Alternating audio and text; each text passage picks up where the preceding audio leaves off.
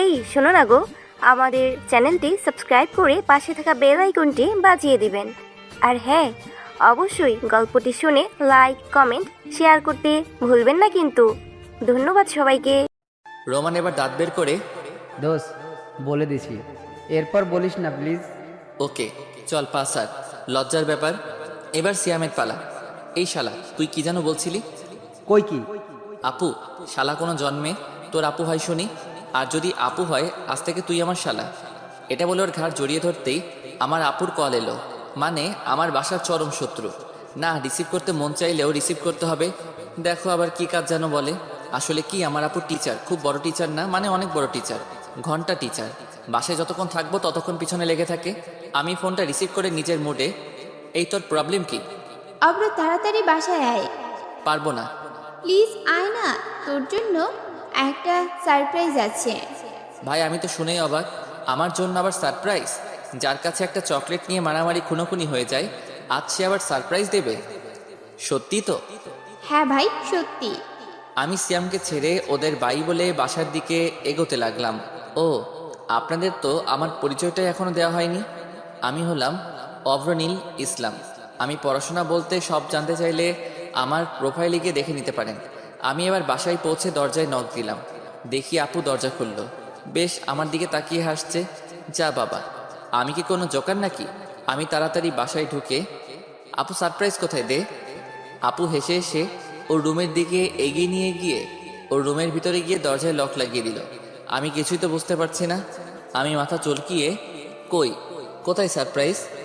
এবার আপু চিৎকার করে, সারপ্রাইজ! আমি দেখেই তো শিহরিত। আহ, এ তো সেই মেয়ে ঈশা। এখানে কি করে? হাতে দেখি একটা লাঠিও আছে। আপু আমার দুহাত ধরে নিয়ে, মার ঈশা মার, একে যত খুশি মার। আমি আপুর দিকে তাকিয়ে, বাহ আপু বাহ, এটা তাহলে মারার নিনজা টেকনিক সারপ্রাইজ হিসেবে? আহ উহু, আহ আহু। বাইরে লাঠি দিয়ে আমাকে ঈশা মারছে আর বলছে, আইসে আমায় পটাইতে। ভাগ্যি সেই বাসার দেয়ালে আপনার হিরো আলম মার্কা বডির ফটো দেখে চিনতে পারলাম। শালা তার মানে আমার ফটোই কাল করেছে। আজ থেকে কোনো ফটো রাখবো না। অবশেষে আমার মারা বন্ধ করে আমায় বিছানায় বসিয়ে দিল আপু। আর আপু হেসে, ছি অব্রুচ্ছি, মেয়ে পটাতে গিয়ে মেয়ের হাতেই মার খাস? আপু। তুই আমার সাথে কথা বলিস না। আপু আমায় এইভাবে অপমান করলো তো মেয়ে পটানো নিয়ে আমি এই মাইয়ার এই পটিয়ে প্রেম করব, সাথে বিয়েও। ঈশা হাসছে খুব আমায় মেরে। আমি ঈশার কাছে গিয়ে, হেসে নাও ফাঁসার আগে। মার খেয়েও এখনো কথা বলছে। জি বলতেই পারি। আর আপনি কে? আমার বাসায় কি করেন? আমি আপনার নিউ স্টুডেন্ট। শালা এমন করে বলছে এটা যেন ওর বাসা। আপুর স্টুডেন্ট মানেই তো একটা প্লাস পয়েন্ট। প্রতিদিন আমাদের বাসায় আসবে। আপু এবার আমাকে তুলে ও রুমের বাইরে ছুঁড়ে ফেলে দিল। বাহ বাহ বাহ, দরকার শেষ। আমিও কে সেটাও শেষ। আমি চিৎকার করে আম্মু, আম্মুর কাছে গিয়ে কান্নার অভিনয় শুরু করে দিলাম, যাতে আম্মু আপুকে একবার বকা দেয়। সন্ধ্যায় শুনলাম নাকি আব্বুর এক বন্ধুর ছেলের বিয়ে। হঠাৎই কাল বিয়ে। আমার বিয়ে বাড়ি যেতে একদম ভালো লাগে না, কারণ হইচই আমার সহ্য হয় না। আম্মু আব্বু আপু আমি সবাই একসাথে বসে আলোচনা করছি ওসব বিয়ের ব্যাপার নিয়ে। আব্বু, অভ্রের আম্মু, অভ্র তো যাবে না বলছে। আপু তখন, হ্যাঁ আব্বু, সে তো যাবে না, তার তো কারণ আছে। আমি ভ্রু কুচকে আপুর দিকে ইশারা করে, আপু অন্য কিছু বলিস না প্লিজ। আব্বু আমার দিকে তাকিয়ে, অভ্র কেন যাবি না তুই? বল তো সত্যি করে। উফ আব্বু তুমি তো জানো আমার বিয়ে বাড়িতে যেতে একদম ভালো লাগে না। আপু আমাদের কথার মাঝেই, আব্বু ওসব কিছু না, দেখো আমরা চলে যাওয়ার পর তোমার বৌমাকে আমাদের বাসায় নিয়ে আসে কিনা। আমি আপুর কথাটা শুনে আশ্চর্য হয়ে গেলাম।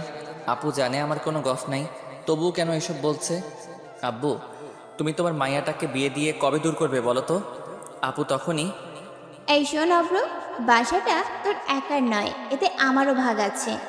বেশি বকিস না তো, যা তোর ভাগ নিয়ে বাসা থেকে বিদায় নিয়ে তো। আপু আরও রেগে গিয়ে, হ্যাঁ চলে যাব, দেখে নিস। আম্মু আমাদের চিৎকার চেঁচামেচি দেখে, এই তোরা চুপ করবি? আমি আম্মুর দিকে তাকিয়ে, আম্মু ও তাহলে আমার নামে যাতা বলবে কেন শুনি? আব্বু আপুকে ধমক দিয়ে, নীলিমা, তুই অভ্রের নামে যাতা বলছিস কেন? আপু এবার, ও বুঝলাম, ও বাসার ছোট ছেলে তো, তাই ওকে কিছু বলবা না, আমি গেলাম। এটা বলে আপু রেগে চলে গেল রুমে। আমি আপুকে, যা যা বাসা থেকে বেরিয়ে যা, তোর মতো আপু আমার লাগবে না। আপু আমার দিকে না তাকিয়েই রুমে চলে গেল। আব্বু আমাকেও ধমক দিয়ে, নীলিমা তো ঠিকই বলেছে। যা বাবা, ঠিকই মানে? ঠিকই মানেটা হলো এখনকার পোলাপানরা তো এমনই, বাসায় কেউ না থাকলে এটা ওটা এনে করে। এটা ওটা মানে? আব্বু একটু লজ্জা পেয়ে তবুও গম্ভীর হয়ে, কাল আমাদের সাথে যাচ্ছিস, এটাই আমার শেষ কথা। আব্বুর কথাই শেষ কথা, না গেলে আমার সারাটা জীবনের জন্য ভাত বন্ধ করে দেবে, তাই মানতে বাধ্য হলাম। আচ্ছা আব্বু। এবার আমিও রুমে চলে গেলাম পড়ার নাম করে। জীবনেও মনে হয় বইয়ের একটা পাতাও উল্টাইনি। বললাম না পড়তে এসেছি। মোবাইল নিয়ে পাবজি অন করে দিলাম। আজ ইউটিউবে দেখলাম কিভাবে তাড়াতাড়ি কেডি বাড়ানো যায়, তাই সেভাবে খেলছি। খেলতে খেলতে ডিনারে কখন যে টাইম এসে গেল আমি বুঝতেই পারলাম না।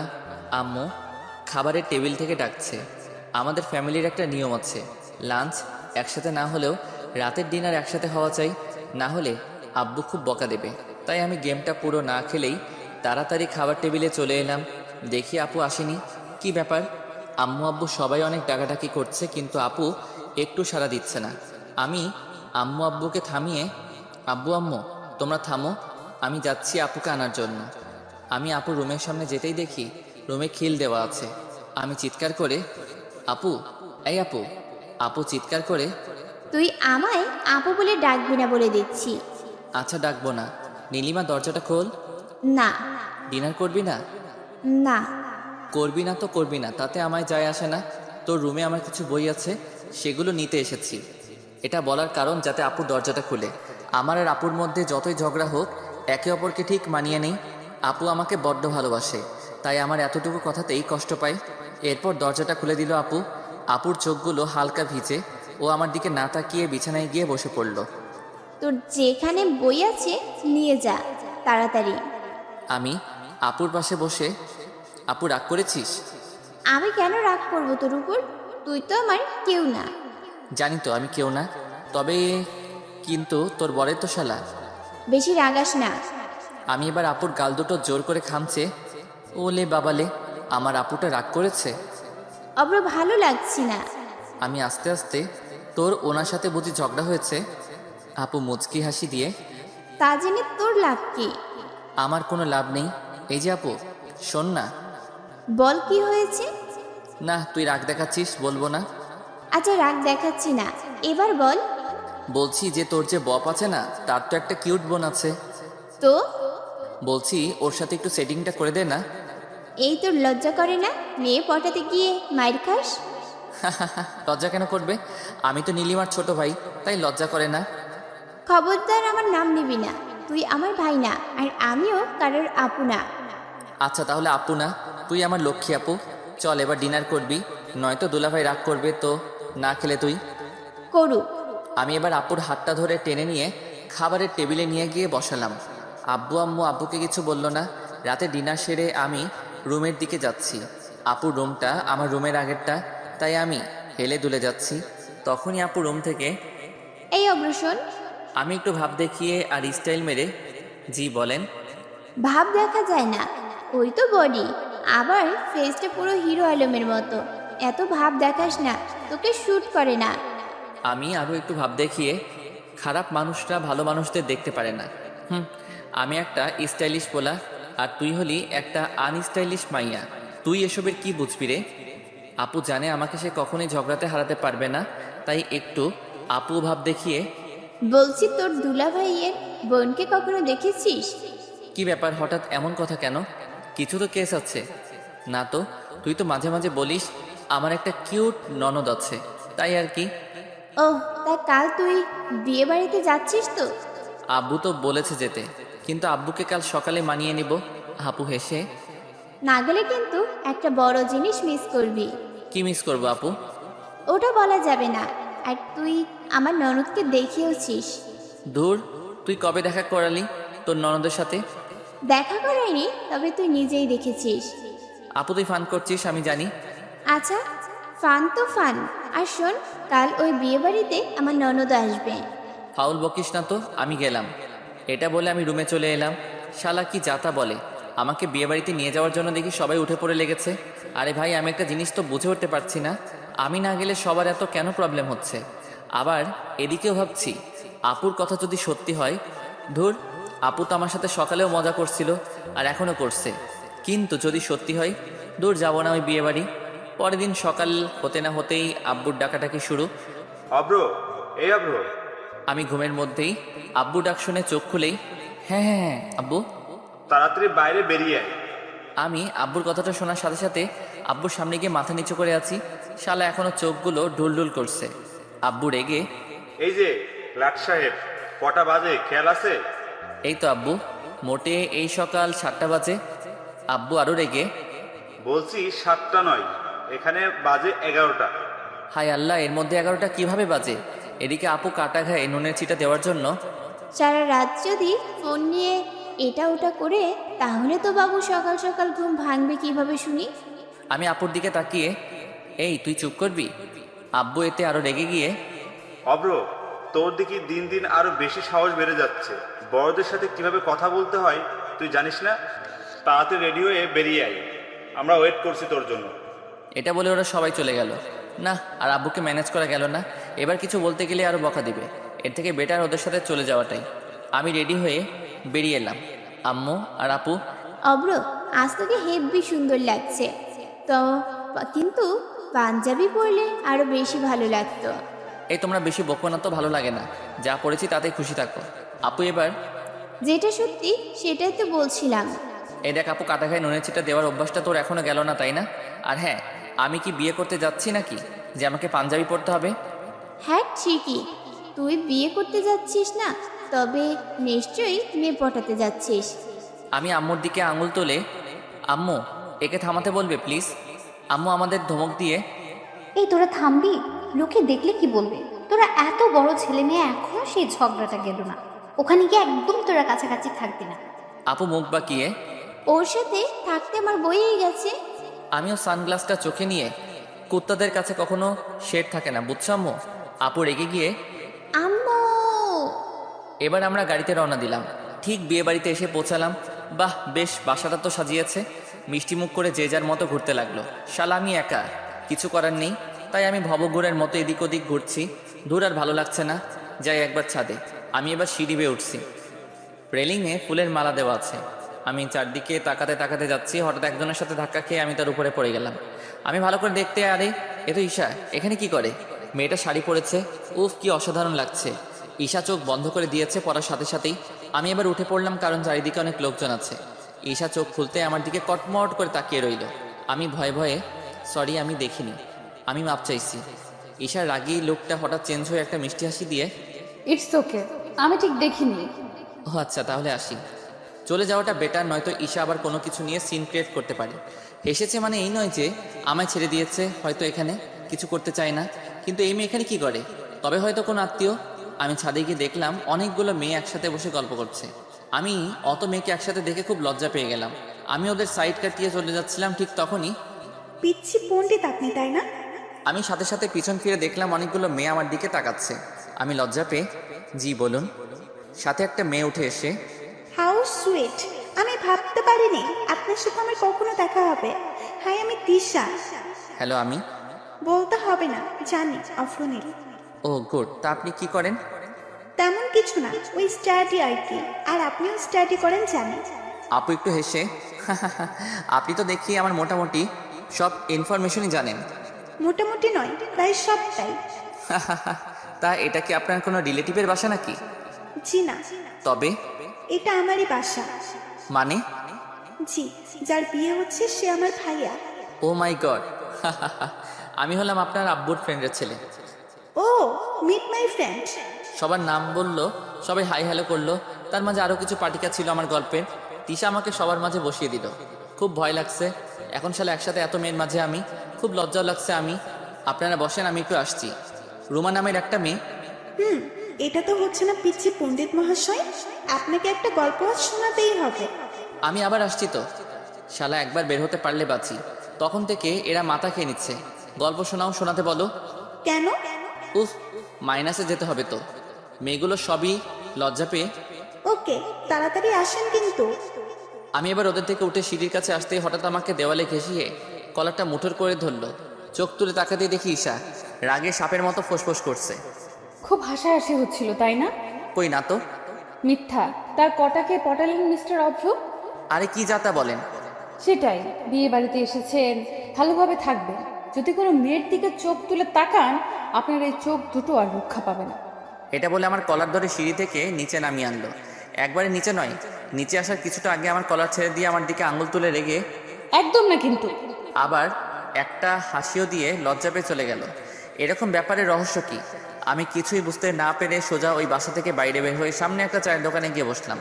চায়ের দোকানের সামনে দেখি তিশাদের বাসার ব্যালকনি। আমি চায়ের কাপটা হাতে নিয়ে চুমুক দিয়ে ওই ব্যালকনির দিকে তাকাতেই দেখি অনেক মেয়ের মাঝে ঈশা হাসাহাসি করছে। আমি তাকিয়ে ঈশার হাসিটাকে দেখছি। মেয়েটা একে তো শাড়ি পরেছে, তাতে এক কথা অসাধারণ লাগছে। আবার ওর মায়াবীর হাসিটাও যেন আমার অকৃষ্ট করছে। মেয়েটাকে আজ মনের চোখে প্রথম দেখছি। পুরাই আমার স্বপ্নের রাজ্যে কোনো এক রাজকুমারী, যাকে পেলে মনে হয় আমার জীবনের কোনো সুখের অভাব থাকবে না। একটা মিষ্টি মায়াবী মেয়ে, দেখতো মাশাআল্লাহ মেয়েটা। হঠাৎ ঈশার চোখ আমার দিকে পড়তেই হঠাৎ রেগে একটা ঘুষি দিল। আমি সাথে সাথে ওখান থেকে চোখ সরিয়ে আমি যেন ওদিকে তাকিয়েছিলাম না, ওরকম ভাব করছি। চায়ের দোকানে কিছুক্ষণ বসে মোবাইল টিপাটিপি করে তিশাদের বাসায় গেলাম। দেখি জামাই খুব হাসি খুশি। হ্যাঁ, সে তো থাকবেই বিয়েতে। সে তো আর জানে না আজ তার হালাল করা হবে। প্রায় দুপুর হতে চলল। আব্বু আম্মু কিংবা আপু কাউকে দেখতে পাচ্ছি না। সেই তখন আসার পর থেকে হঠাৎ আপু কল দিল আমায়। অভ্র তুই কোথায়? এই তো, এই বাসার সাইডে। তুই বাসার গেটের কাছে আয়। কেন, কোনো প্রবলেম হলো নাকি? না, লাঞ্চ করবি না? ও আচ্ছা, আমি আসছি। এবার আমি আপুর সাথে খাবার খেতে গেলাম। আপু আর আমি পাশাপাশি বসে আছি, আর সামনের দুটো সিট খালি আছে। হঠাৎ ঈশা আর ওর সাথে অন্য একটা মেয়ে আমাদের সামনে এসে, নীলিমা ম্যাম, বসতে পারি? আপু হেসে অবশ্যই বসো। ঈশা আমার সামনে বসলো, আর ওই মেয়েটা আপুর সামনে। বসার পরে মজা শুরু হলো। ঈশা মুচকি হাসছে আমার দিকে তাকিয়ে, আর নিচে ওর পা দিয়ে আমার পায়ে স্পর্শ করছে। ভাই রে, আমার তো খুব কাতুকুতু লাগছে। আমি পা যতবার সরাচ্ছি ততবার ঈশা আরও এগিয়ে আসছে। আপু কিছু একটা বুঝতে পেরে, অভ্র, এনি প্রবলেম? আমি মুখে খাবার নিয়ে, না না না না, কোনো প্রবলেম নয়, তুই খা। ঈশা হালকা হেসে আপুর দিকে তাকিয়ে, ম্যাম, আপনার ভাই এখনো সোজা হয়েছে নাকি আবার মেয়ে পটাচ্ছে? আপু হেসে হেসে, ঈশা তুমি বাদ দাও, ওকে কি পছন্দ করবে শুনি। আমি আপুর দিকে তাকিয়ে, আপু বাড়াবাড়ি হচ্ছে কিন্তু। ঈশা আমার দিকে রাগী লোক দিয়ে, চুপ। আমি ঈশার দিকে তাকাতেই আমি মাথা নিচু করে খাবার খাওয়া শুরু করলাম লক্ষ্মী ছেলের মতো। আপু আমাকে দেখে হাসছে, আর সাথে ঈশাও। আমি পুরো খাবার না খেয়েই ওখান থেকে উঠে চলে এলাম। কেন জানি না, ঈশার সামনে থাকতে কেমন একটা ফিল হচ্ছিল আমার উঠে চলে আসা দেখে ঈশাও উঠে চলে গেল। আমি হাত মুখ ধুয়ে বাসার পিছনে গেলাম। কিছুক্ষণ পর ঈশাও এসে, কি ব্যাপার? কই কিছু না তো। তাহলে এখানে? খুব গরম তো। ও তাই? তা ঠান্ডা করে দেব নাকি? আমি একটু হেসে, করে দিলে তো ভালোই হয়। ঈশাও হালকা হাসি ঠোঁটের কোণে। ঈশা, আজ না তোমায় অপরূপ সুন্দর লাগছে শাড়িতে। এতক্ষণ মনে হচ্ছিল না, তুমি এখন বললে এখন মনে হচ্ছে সত্যিই সুন্দর লাগছে তাহলে। তাই? তা ঈশা, একটা কথা বলবো? জি বলো। তুমি হাসলে না অনেক সুন্দর লাগে। যদি না কিছু মনে করো, এক টুকরো হাসবে। তাতে কি হবে শুনি? তাতে একজনের মনটা আরো খুশি হবে। তাই? এই শোনো না। বলো। আমি মজা করে আমার আম্মুর বোমা হবে। ঈশা আমার দিকে আশ্চর্য হয়ে তাকিয়ে, মানে? আমার আম্মুর বোমা হবে? না। ওকে, অন্য মেয়ে দেখবো তাহলে। এটা বলে আমি ঈশার থেকে দূরে চলে এলাম। ঈশা দেখি আমার দিকে একভাবে তাকিয়ে আছে। আমি আড়ালে গিয়ে ওকে একটু নোটিশ করলাম। বরের সাথে বিয়ে দিতে গিয়েছি, তখন দেখি ঈশা আমার দিকে শুধু তাকাচ্ছে, আর গাল ফুলিয়ে তাকাচ্ছে, মাঝে মাঝে মুখটা বাঁকিয়ে। ঢং দেখলে বাঁচা যায় না। আমি বুঝতে পারছি মেয়েটা খুব রেগে আছে আমার উপর। অনেকক্ষণ একভাবে দাঁড়িয়ে আর মোটেও ভালো লাগছে না। তাই ওখান থেকে আমি বাইরে এসে মুখে একটা সিগারেট নিয়ে টান দিতে লাগলাম।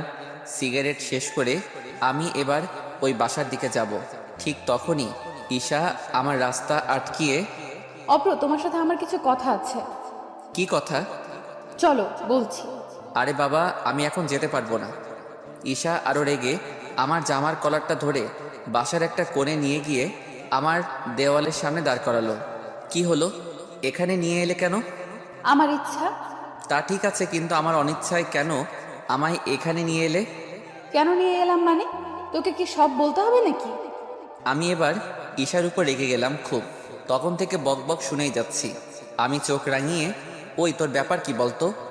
ঈশা কিছুটা ভয় পেয়ে, কই কি ব্যাপার? তাহলে আমায় এভাবে একলা এখানে নিয়ে এলে কেন? এমনি। ধুর, টাইম নষ্ট শুধু শুধু। এবার আমি বরের কাছে চলে এলাম। আবারও দেখি ঈশা শুধু আমার দিকে তাকিয়ে আছে, আর আমার চোখ ওর দিকে পড়তেই ও চোখ সরিয়ে নিচ্ছে ভয়ে। কিছুদিন আমি ঈশার সাথে কোনো রকম কথাবার্তা বলিনি আর যখন ওই মেয়ে আমার বাসায় আসে টিউশন পড়তে, তখন আমি বাইরে বের হয়ে যাই, তাই চাইলেও আর হয় না। একদিন আমি একটু তাড়াতাড়ি বাসায় চলে গেলাম।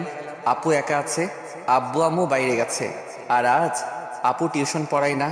আমি বাসায় গিয়ে চিৎকার করে, ওই আপু পানি নিয়ে আয়। আপুর সাথে সাথে ও রুম থেকে চিৎকার করে। ওই এত চিৎকার করার কি আছে রে? চিৎকার করব না তো কি করব? চিৎকার করবি তো বাসায় একটা ভাবি নিয়ে আয়। আমিও দাঁত কেলিয়ে, সে তো আনবই তোর ননদকে।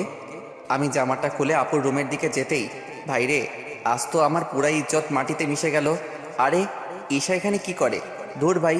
আমি তাড়াতাড়ি আমার দুটো হাত আড়ালে দিয়ে পুরো বুকটা ঢাকার চেষ্টা করলাম। আমি আমতা আমতা করে, আপু শোনো না একটা কথা। এবার আপু বাইরে বের হয়ে আসতেই, এই কুত্তি, বাসায় ওই মেয়ে কি করে এই ছুটির দিনে? Special class. তো আগে বলবি তো যে তোর স্টুডেন্ট আজ এসেছে। সেটা বললি তো আজ তোকে ওইভাবে তোর কঙ্কাল বডির দর্শন করাতে পারতাম না। আপু দেখ, মজা করবি না। ওলে বাবালে। এই আপু শোন না, বল। বলছি তুই একটু বাইরে বস না। কেন? ওই যে তোর স্টুডেন্ট, শালা ভয় লাগছে পুরো কথাটা আপুকে বলতে। কি স্টুডেন্ট? না মানে মানে কি? তোর স্টুডেন্টকে আমি খুব পছন্দ করি, আর সেও করে, কিন্তু বলতে পারছি না। প্লিজ আপু, আমি ওর সাথে একটু একা টাইম দিতে চাই, প্লিজ প্লিজ। আপু হেসে হেসে হালকা কাশি দিয়ে, না, এসব হবে না। সাথে সাথে আমি আপুর পায়ে ধরে, প্লিজ আপু। এবার দেখি আপু ভাব দেখিয়ে, হতে পারে, তবে তুই কথা দে আজ থেকে কোনো কষ্ট দিবি না আমাকে। আর দেব না প্লিজ আপু। কান ধরে উঠবস কর। বাহ বাহ বাহ, শালা, এইভাবে প্রতিশোধ আমিও দেখে নিব রে আপুর বাচ্চা। আমি আপুর দিকে রাগী লুক দিয়েও হাসি মুখে কান ধরে উঠবস করছি, আর আপু আমাকে ভাব দেখিয়ে ভালো করে কর। অবশেষে কান ধরে উঠবস শেষ করে। আপু আমি এখন তাহলে যাই। দেখ এবার আবার জুতা পেটা খাইস না যেন। আপু, কুত্তি। তুই জীবনেও পারবি না কিছু করতে। আমি আপুর সাথে কিছু কথা না বলেই আপুর রুমে ঢুকে গেলাম। আমি ঢুকতেই ঈশা মুখ ঘুরিয়ে, এসে গেছে বজ্জাত পোলা। আমি ঈশার গা ঘেঁষে বসতেই রেগে, এই আপনি আমার গা ঘেঁষে বসছেন কেন? চা, এখন তুমি থেকে আপনি? এই কয়দিন আগে এত গায়ে পড়ে যাচ্ছে, এখন আবার দূরে ঠেলে দিচ্ছে। সত্যি আজ একটা কথা প্রমাণিত হলো, মেয়েদের মন বোঝা নয় রে নয় সোজা। কেন, আগুন জ্বলছে নাকি? জি জ্বলছে। ক্ষতি না, রুমের লাইট অফ করে দিচ্ছি, এই আগুনের আলোতেই পড়া ভালো হবে। ঈশা আরও রেগে, এই যে মিস্টার, কে আপনি? উঠেন এখান থেকে। আমি উঠবো না। আজ তো আমি তোমাকে তুলে আজ উঠবো। তুলে মানে? পটিয়ে উঠবো। বাইরে ঈশা পুরো রাগে ফুলে যাচ্ছে আস্তে আস্তে। আমি মজা করে, আচ্ছা ঈশা, তুমি জানো কি, তুমি রাগলে তোমার গাল লাল হওয়ার রহস্য কি? কি রহস্য শুনি? রাগের মধ্যে ভালোবাসা, আর তুমি রেগে গিয়েও আমায় ভালোবাসা ফিল করাচ্ছ, কারণ লাল হলো সর্বদা ভালোবাসার সংকেত। ঈশা এটা শুনে কিছুটা হালকা মুচকি হেসে, আমার তো কাজ নেই যে আপনাকে ভালোবাসা দেখাতে যাব। ভালোবাসা দেখাতে যাবে কেন? তুমি তো আমায় ভালোবাসো। ঈশা মাথা নিচু করে, না, আমি ভালোবাসি না। তাহলে আমি বাসি তোমায়। কোনো দরকার নেই। কিন্তু আমার তো দরকার আছে। তো তো মানে জীবনে তোমার হাত ধরে চলতে চাই, তোমার সাথে আমার সব সুখ দুঃখ ভাগ করতে চাই। আমি পাশে পেয়ে সর্বদা বলবো তুমি থাকলে সব কঠিনই আমার সহজ হয়ে আসে। নিবিড় অন্ধকারে বইয়ের মতো মোলাটে তোমায় আটকে রাখতে চাই, যাতে কেউ তোমায় না কেড়ে নিতে পারে। জীবনের প্রত্যেকটা আনন্দ ভাগ করে নিতে চাই। শত ঝগড়া হলেও তুমি অভিমান করলে তোমায় মানিয়ে নিতে চাই। আমার জীবনে তোমার হাসিটা সারা জীবনের মতো করে নিতে চাই। ওই রেগে গেলে মুখটা, মায়াবী মুখটা দেখার সারাটা জীবন অধিকার পেতে চাই। ভালোবাসি কিনা জানি না, তোমার জন্য মাঝে মাঝে আমার হৃদ মাজারটা কখনো কখনো কেঁপে ওঠে।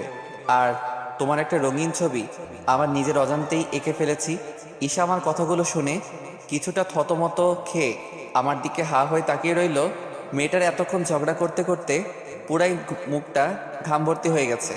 আমি রুমালটা বের করে ওর মুখটা হালকাভাবে মুছে দিলাম। ঈশা এখনও আমার দিকে তাকিয়ে আছে। ঈশার আমি বাম হাতটা ধরতেই ঈশা ওর দুটো চোখ বন্ধ করে দিল। আমি ওর গালে পড়া চুলগুলো সরিয়ে দিয়ে ওর গালে হাত রেখে আমার ফেসটা ওর ফেসের সামনে নিয়ে যেতেই ঈশার শ্বাস প্রশ্বাস বেড়ে গেল। মেয়েটার প্রতিটা গরম শ্বাস আমার মুখের উপর পড়ছে। আমি আরও কাছে নিয়ে গেলাম। ঈশা আমার হাত আরও জোরে এবার নিজে চেপে ধরল। আমি ঈশাকে এবার একটা কিস করতে যাব, ঠিক তখনই অনেক হয়েছে, এবার বাইরে যা। ভাইরে, আমি আপুকে দেখে পুরাই লজ্জায় লাল হয়ে গেছি। আর ঈশাও মাথা নিচু করে আছে। আপুও অবশ্য অন্যদিকে তাকিয়ে আছে। আমি আর কোনো কিছু কথা না বলে মাথা নিচু করে আপুর সামনে দিয়ে চলে এলাম। আমি বাইরে এসে বসে আছি, কিন্তু মন মানতে চাইছে না। শুধু মেয়েটাকে দেখতে মন চাইছে। তবু কিছু করার নেই। রাতে ডিনার কমপ্লিট করে গেম খেলছি। আজ তাড়াতাড়ি ঘুম পাচ্ছে। এখন বাজে 11:30। গেম অফ করে আমি ঘুমিয়ে পড়লাম। কিছুক্ষণ পর ফোনটা বেজে উঠল। আমি ফোন রিসিভ করে ঘুমের ঘরে হ্যালো কে, তখনই ওই পাশ থেকে একটা মিষ্টি মেয়ের আওয়াজ ভেসে এলো আর বলল, হ্যাপি বার্থডে আমার কুচুকুচুটা। যা শালা, আমি তো পুরাই ঘাবড়ে গেলাম। আমি আবার কবেকার কুচুপুচু হলাম? হয়তো অন্য কাউকে ফোন দিতে গিয়ে আমায় ফোন দিয়েছে। শালা ঘুমের 12টা বাজিয়ে দিল মাইরি। ও হ্যালো, আমি কারোর কুচুপুচু না, রং নাম্বার, এটা বলে ফোন রেখে দিলাম। আবার সাথে সাথে ফোন দিল, নিশ্চয়ই ওই মেয়েটা। আমি ফোনটা তুলে রেগে, ওই বললাম না রং নাম্বার এটা। হ্যাপি বার্থডে আমার কুত্তা ভাই, অনেক ভালো থাকিস ভাই। আর সব ফাইজলামিগুলা অফ করিস। আল্লাহর কাছে দোয়া করি এবার যেন মাইয়ার জুতা খাওয়া বন্ধ করে একটা মাইয়া তুলতে পারিস। এই কে আপনি? ওই কুত্তা, আমি তোর আপু। আজ 23শে আগস্ট, তোর বার্থডে। তুই কিভাবে ভুলে গেলি? এটা শুনতে আমি সব, ও মাই গড, আমার শুভ পয়দা দিবস। হায় আল্লাহ, এত শোকের দিনটা আমি কিভাবে ভুলে গেলাম। তার মানে ওই মেয়েটা কে ছিল, ঈশা নাকি? আমি সাথে সাথে হ্যাঁ হ্যাঁ হ্যাঁ, ধন্যবাদ ধন্যবাদ, ফোন রাখ আর গিফট রেডি রাখিস, এটা বলে আপুর কলটা কেটে আমি ওই নাম্বারটায় ফোন দিলাম। ফোন রিসিভ করতেই হ্যাঁ হ্যাঁ হ্যালো, ওই পাশ থেকে একটা অভিমানী স্বরে, কি হয়েছে, রং নাম্বার? সরি বাট আপনি কে বলবেন প্লিজ? জানি না। উফ, বলুন না ঈশা। বললাম না জানি না, ভেবে দেখুন কে হতে পারে। ও আমার সাথে বাটপারি? আমিও কম নাকি? আমিও পিচ্ছি পণ্ডিত, কিভাবে বার করতে হয় আমি খুব ভালোভাবে জানি। ওহ তোয়া নাকি? হ্যালো বাবু বলো। সাথে সাথে ফোনের স্পিকার ফেটে কুত্তার বাচ্চা, আমি ঈশা বলছি। এই তোয়াকে? তোমার সতীন। কি? শোনো না, কি হয়েছে? এভাবে রাগ দেখিয়ে কথা বলছো কেন? আজ তো আমার বার্থডে, আজ অন্তত আমায় কষ্ট দিও না। ঈশা এবার হাসি মুখে, আচ্ছা বাবা বলো। আমার গিফট কোথায়? আছে তো।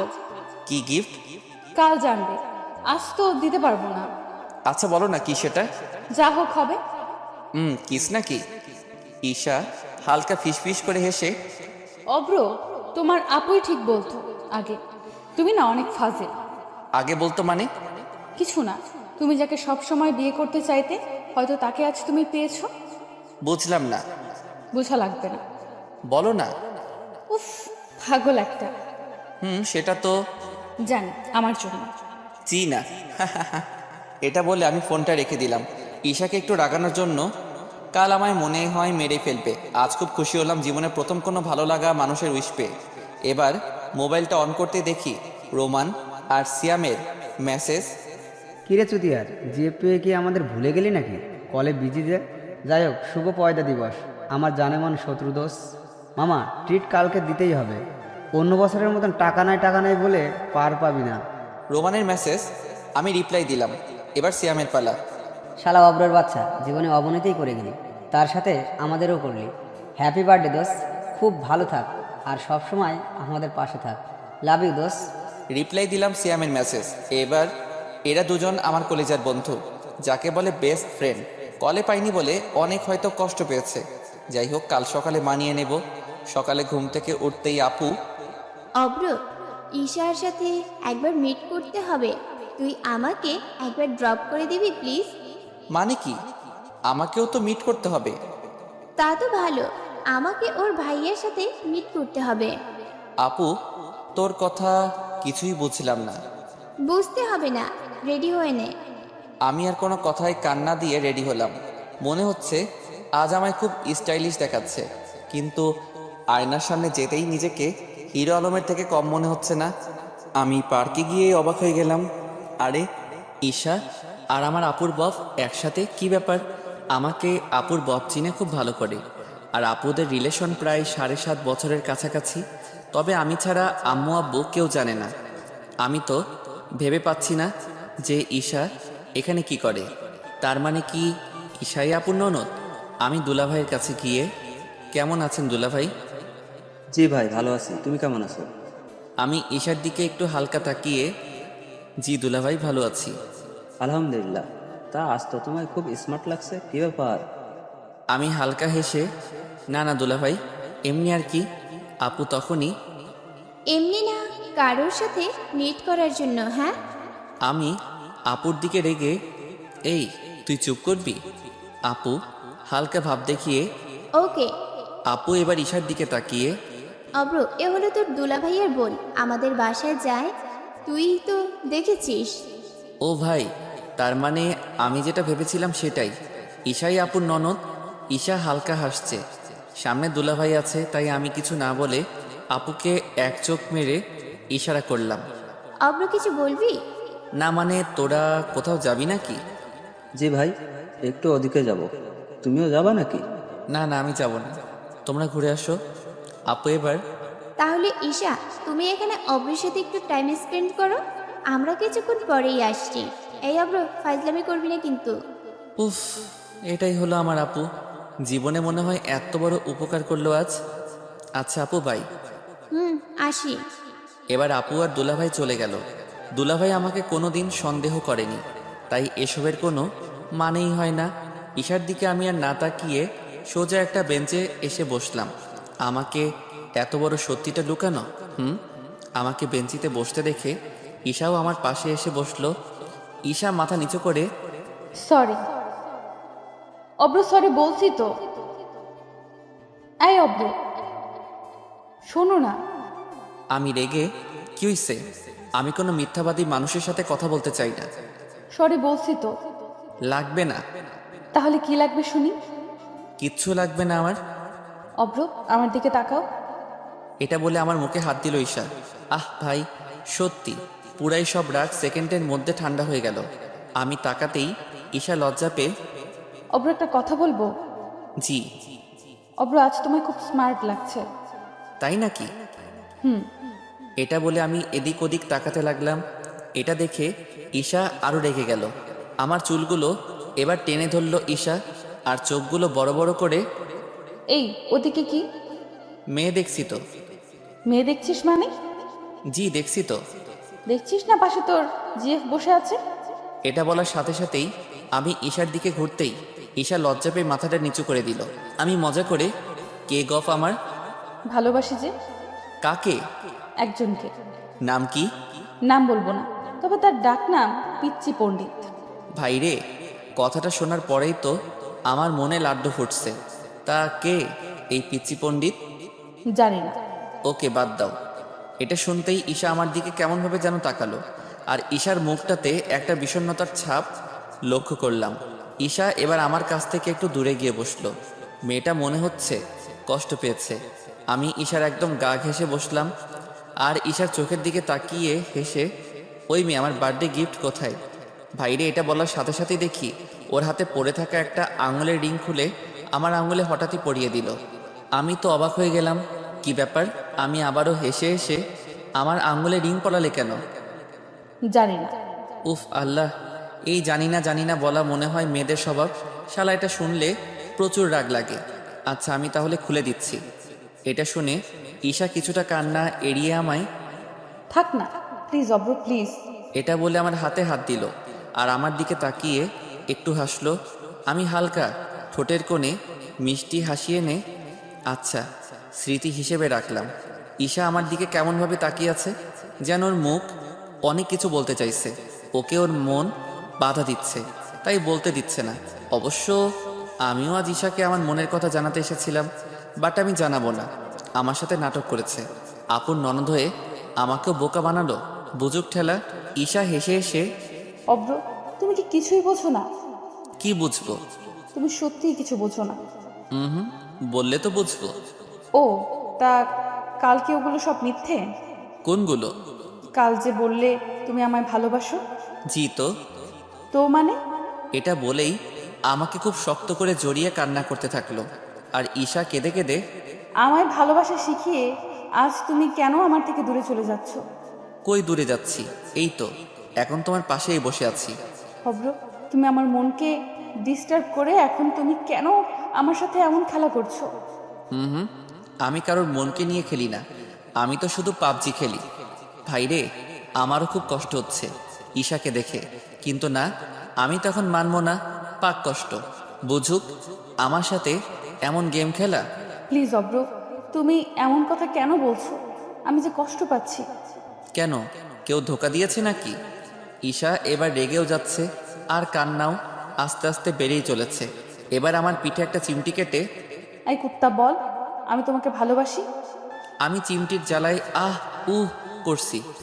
জোর জবরদস্তি নাকি এসব? ঈশা কান্না করছে মনে হয় না, এখন কষ্ট পেয়ে না রেগে কান্না করছে। আবারও একটা চিমটি কাটলো। বলবি কি না? উফ আল্লাহ, এই চিমটি থেকে বাঁচতে বলছি আমি তোমাকে ভালোবাসি। আমি অনেক ভালোবাসি তোমায়। আমি এবার ঈশাকে ছাড়িয়ে আমিও তো তোমায় অনেক ভালোবাসি, লাভ ইউ পাবজি। আচ্ছা। আমি ঈশার দুটো হাত ধরে কি আচ্ছা? যাও পাবজি নিয়ে থাকো। আচ্ছা। এটা বলে আমি পকেট থেকে মোবাইলটা বের করতেই শালা ঈগল পাখির মতো ছো মেরে আমার মোবাইলটা হাত থেকে কেড়ে নিয়ে আমার কোলে উঠে পড়ল। ও ভাই, খুব লজ্জা লাগছে। পুরো পার্কে অনেক লোকজন। ঈশা আমার শার্টটা জোরে টেনে ধরে আমার গলায় দুটো হাত রেখে ওয়েট, তোর পাবজি এর 12টা বাজাচ্ছি। মানে আমার সামনে ফোনটা নামালো। আমি ফোনটা নেওয়ার চেষ্টা করলে ঈশা আমার চোখের দিকে একবার তাকিয়ে একটা মিষ্টি করে হাসি দিল। ভাইরে, আমি তো ক্রাশ খেয়ে গেলাম, গালে টোল পড়ছে। উফ আল্লাহ, এর মধ্যে আমি লক্ষ্য করলাম হাই আমার 1.9 জিবির পাবজি আনইনস্টল হচ্ছে। আমি এবার রেগে গিয়ে ফোনটা ঈশার থেকে কেড়ে নিয়ে এই মাইয়া, কোল থেকে ওঠ। ঈশা ভয় উঠে গেল। আমি রেগে তুই কোন সাহসে আমার পাবজি গেম ডিলিট করেছিস? তুই কি জানিস প্রেমে ধোকা পাওয়ার পর থেকে এই গেমটাই আমাকে সামলিয়েছে। তোর মতো সেও এমনভাবে ডিলিট করে দিত বারেবার। আমি তোকে ভালোবাসি না। ঈশা মাথা নিচু করে সরি, আর কোনো দিন হবে না। এটা বলে আমার হাত ধরতে আসতে চাইলে এই একদম টাচ করবি না। এটা বলে আমি ঈশার থেকে দূরে চলে এলাম। প্রতিটা ধোকা খাওয়া ছেলে মেয়েদের জ্বালা মেটাই এই পাবজি।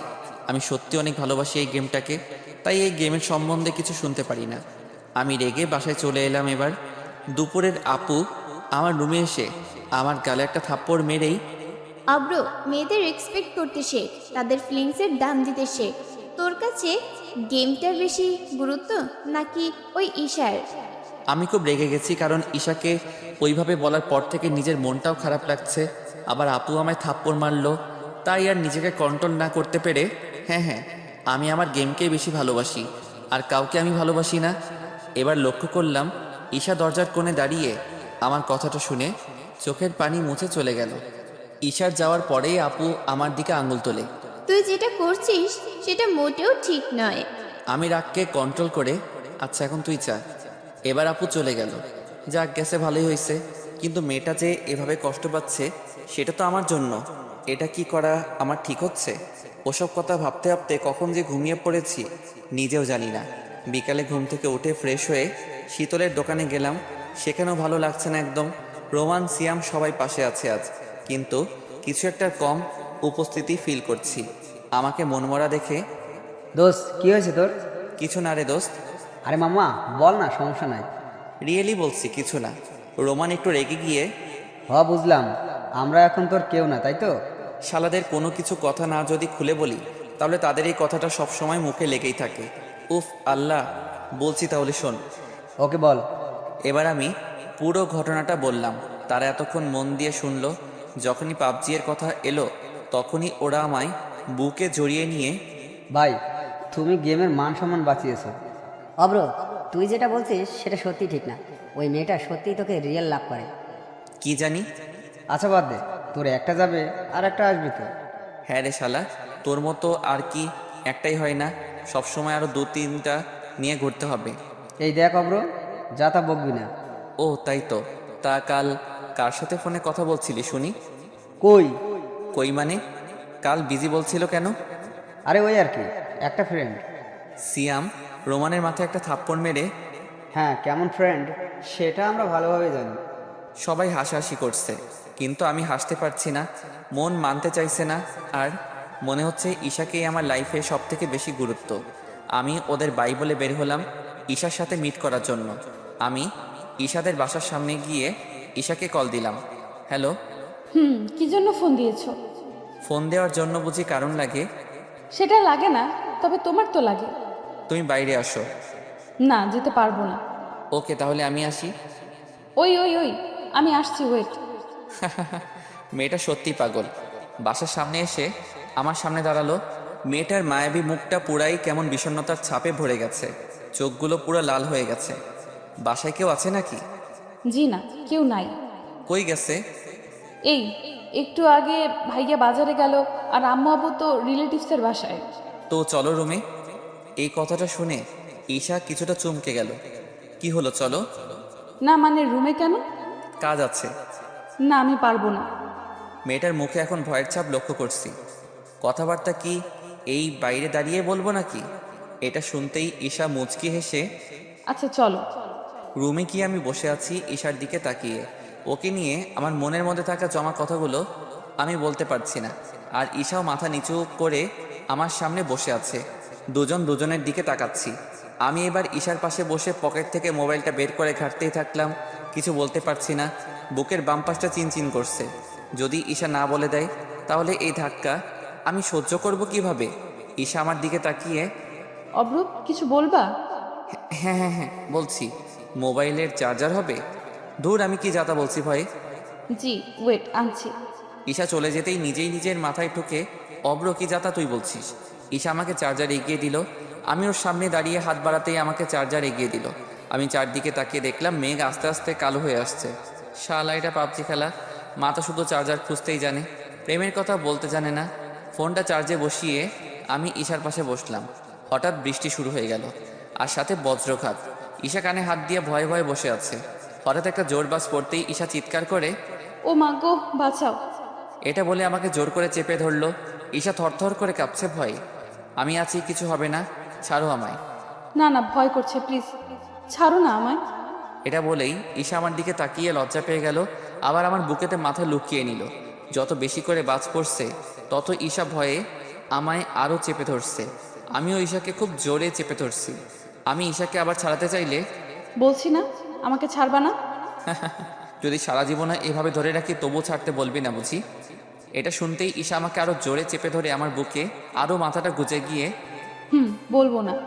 ঈশা এবার আমার মুখের দিকে তাকাতেই ওর মুখে একটা বিদ্যুৎ চমকানোর আলো পড়তেই আমি আমার হাত ওর মুখে ঢেকে দিতেই ঈশা হেসে, ভয় করো না, কিচ্ছু হবে না আমার। সত্যি আমি ভয় পেয়ে গিয়েছিলাম। একটা মানুষকে হারানোর ভয় তো তখনই হয় যখন মন তাকে পুরোপুরি মেনে নেয়। কেন? তুমি আজ পাশে আছো তাই। তাই? ঈশা, আমি তোমায় ভালোবাসি। এটা শুনে মেয়েটা পুরাই আত্মহারা হয়ে গিয়ে খুশিতে, সত্যি? আমিও ভালোবাসি। আবার একটা বাজ পড়তেই ঈশা আমায় চেপে ধরতেই, হাই লাগে 440 ভোল্ট। আমি ঈশার কোমরে হাত দিতেই ঈশা কিছুটা ঘাবড়ে গিয়ে, অব্র, ভয় করছে এখন খুব। কেন? জানি না তো। বুঝলাম বাজ পড়ছে বলে। ওই জন্য না। তবে? ঈশার কোমরে হাত দিয়েছি তার জন্য বলছে, আমি শিওর। জানি না। আমি ঈশাকে কোলে তুলে এবার ওর বিছানায় তুলতেই ইলেকট্রিক চলে গেল। পুরো বাসা এখন অন্ধকার। ও আমায় ছাড়িয়ে, ওয়েট, এমার্জেন্সি আনছি। আমি মুচকি এসে, ধুর পাগলি, কাজ তো ফ্ল্যাশ লাইটে হয়ে যাবে। ঈশা কিছু বুঝতে না পেরে, মানে? বুঝতে হবে না, কাছে আসো তো। আমি এটা বলেই আমি ওকে বিছানায় ফেলে আমি ওর উপর চেপে গেলাম। অন্ধকারে কিছুই দেখতে পাচ্ছি না, তবুও এখন যা খুশি দুষ্টামি করতে পারি আমি। আস্তে আস্তে আমার বাম হাতটা ঈশার পেটের উপর রাখতেই ঈশা লজ্জা পেয়ে মনে হয় আমার হাতটা চেপে ধরে। এই ফাজলি ছাড়ো। না, ছাড়বো না। ছাড়ো না, কাতুকুতু লাগে। ওকে, তাহলে আর একটু নিচে হাত নিয়ে যাই। ঈশারও লজ্জা পেয়ে কুত্তা বিলাই হারামি, আজ মারবো কিন্তু তোমায়। মারাও তো সহজ আর কি, দেখবা। এটা বলেই উল্টে ঈশা আমার উপর চেপে আমার শার্টের বোতাম খুলতে লাগলো। এই ইজ্জত নিবা নাকি?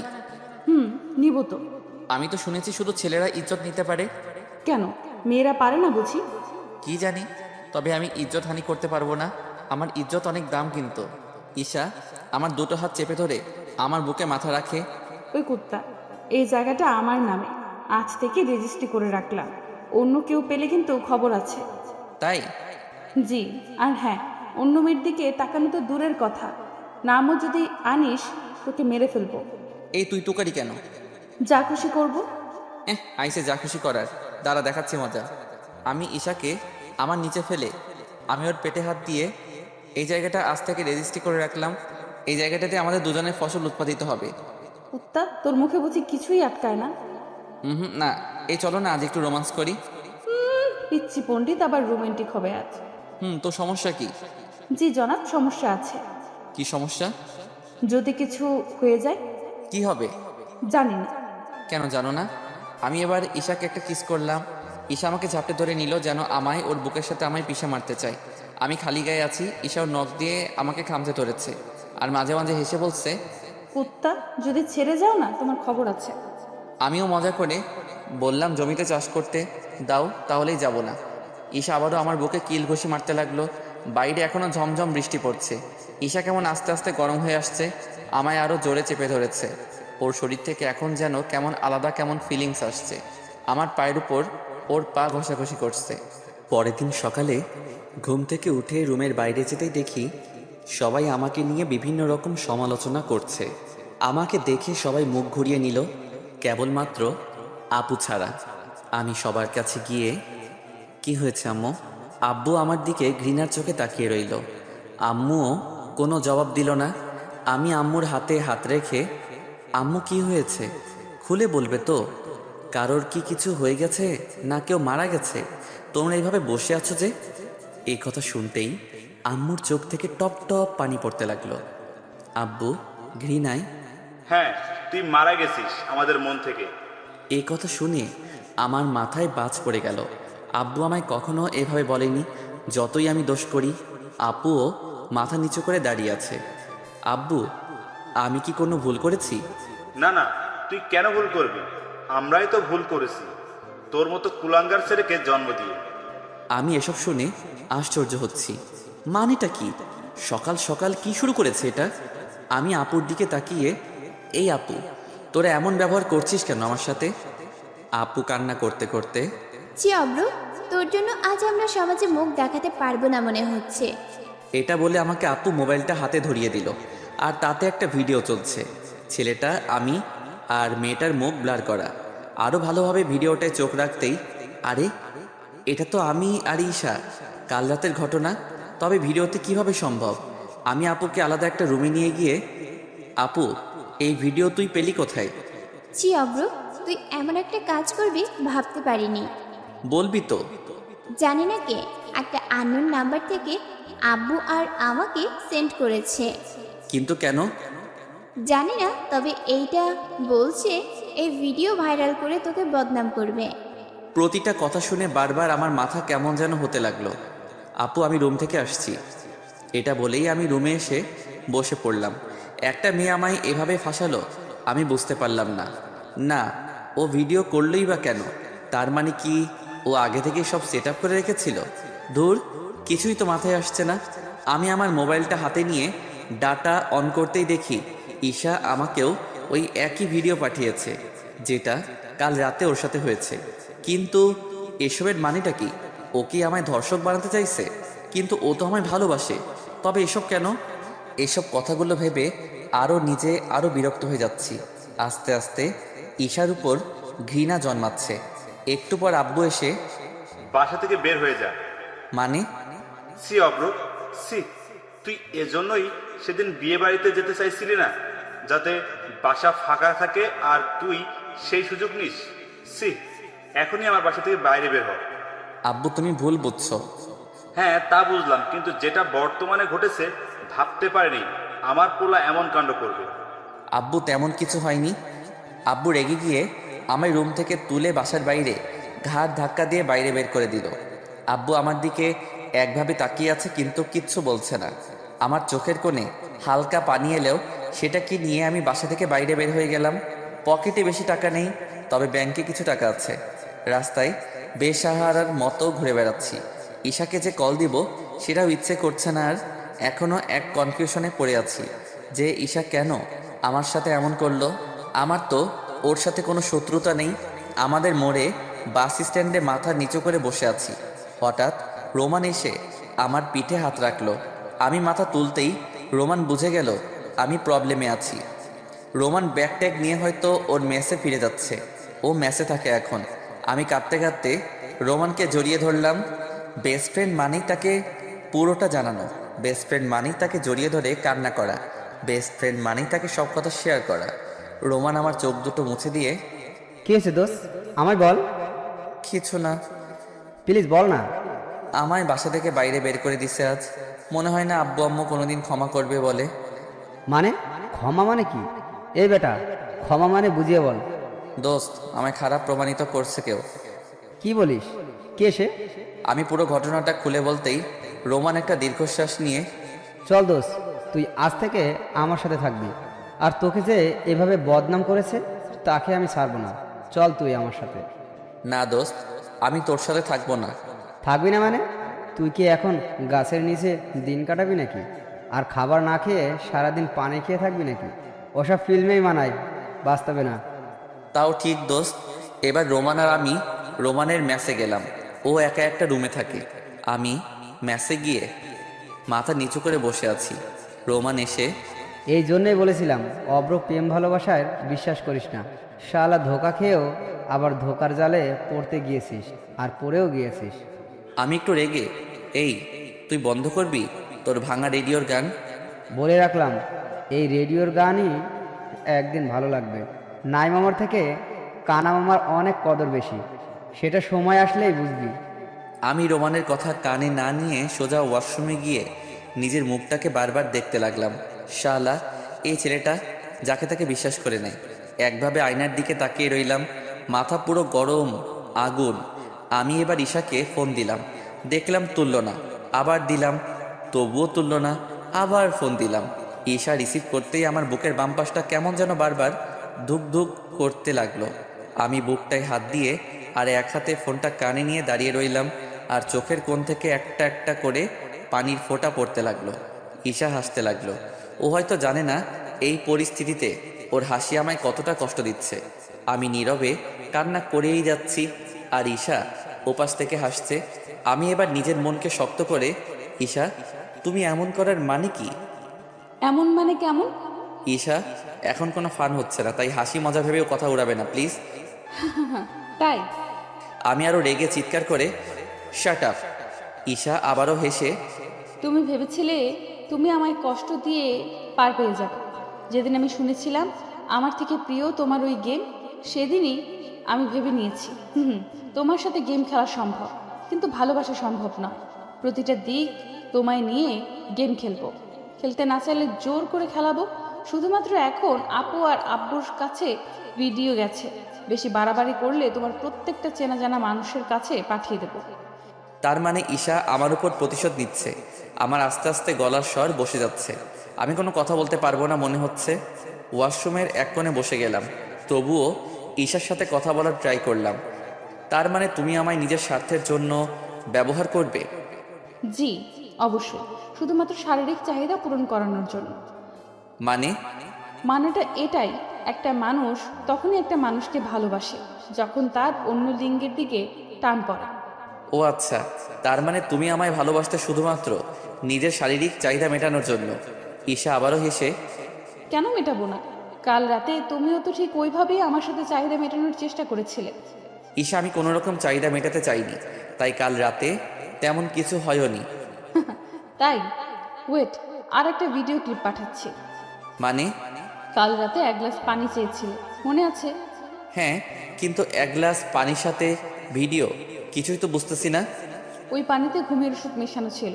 তারপর যেটা হয়েছে সেটা নিশ্চয়ই বুঝতে পারছো না, তো ভিডিওতে দেখে নিও। ঈশার প্রতিটা কথা এখন আমার বুকে সুচ হয়ে ঢুকছে আর তীরের ফলা হয়ে বাইরে বের হচ্ছে। আমি ঈশাকে কান্না করতে করতে, প্লিজ ঈশা, আমাকে এভাবে ব্যবহার করো না। আমি তোমার কি ক্ষতি করেছি বলো? তুমি আমায় অনেক কষ্ট দিয়েছো ওই কিছু ঘন্টার মধ্যে।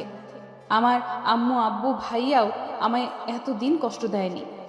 মুড নিয়ে এই কথাটা বলে ফোনটা রেখে দিল। আমি ভিডিও ক্লিপটা অন করতেই দেখে আমি ঘুমিয়ে আছি। ঈশা আমাকে ঘুমের অবস্থায় যাচ্ছে তাই ভাবে আমার সাথে চাহিদা মেটাচ্ছে। ঈশা আমার উপরে চেপে আছে। আমার এখন কিছু করার নেই, কারণ আমি কিছু করতে গেলে যদি ঈশা আবার জানতে পেরে আরও মানুষকে শেয়ার করে দেয়। আমি নিজেই আমার মাথার চুল ধরে কান্না করতে থাকলাম। আয়নায় নিজের মুখটা দেখে আয়নায় থুতু ছুঁড়ে, দেখো অব্র, বিশ্বাস হলো তো পৃথিবী এখন কেমন? পৃথিবী গোল, তেমনই সবার মন গোল। কার মন কোন দিকে কখন ঘুরে যাবে বুঝতেই পারবি না। কিছুক্ষণ পর রোমান আমায় ডাক দিল। আমি বাইরে বের হলাম এমনভাবে যেন আমার সাথে এখন কিছুই হয়নি। কিরে, এত লেট হলো কেন?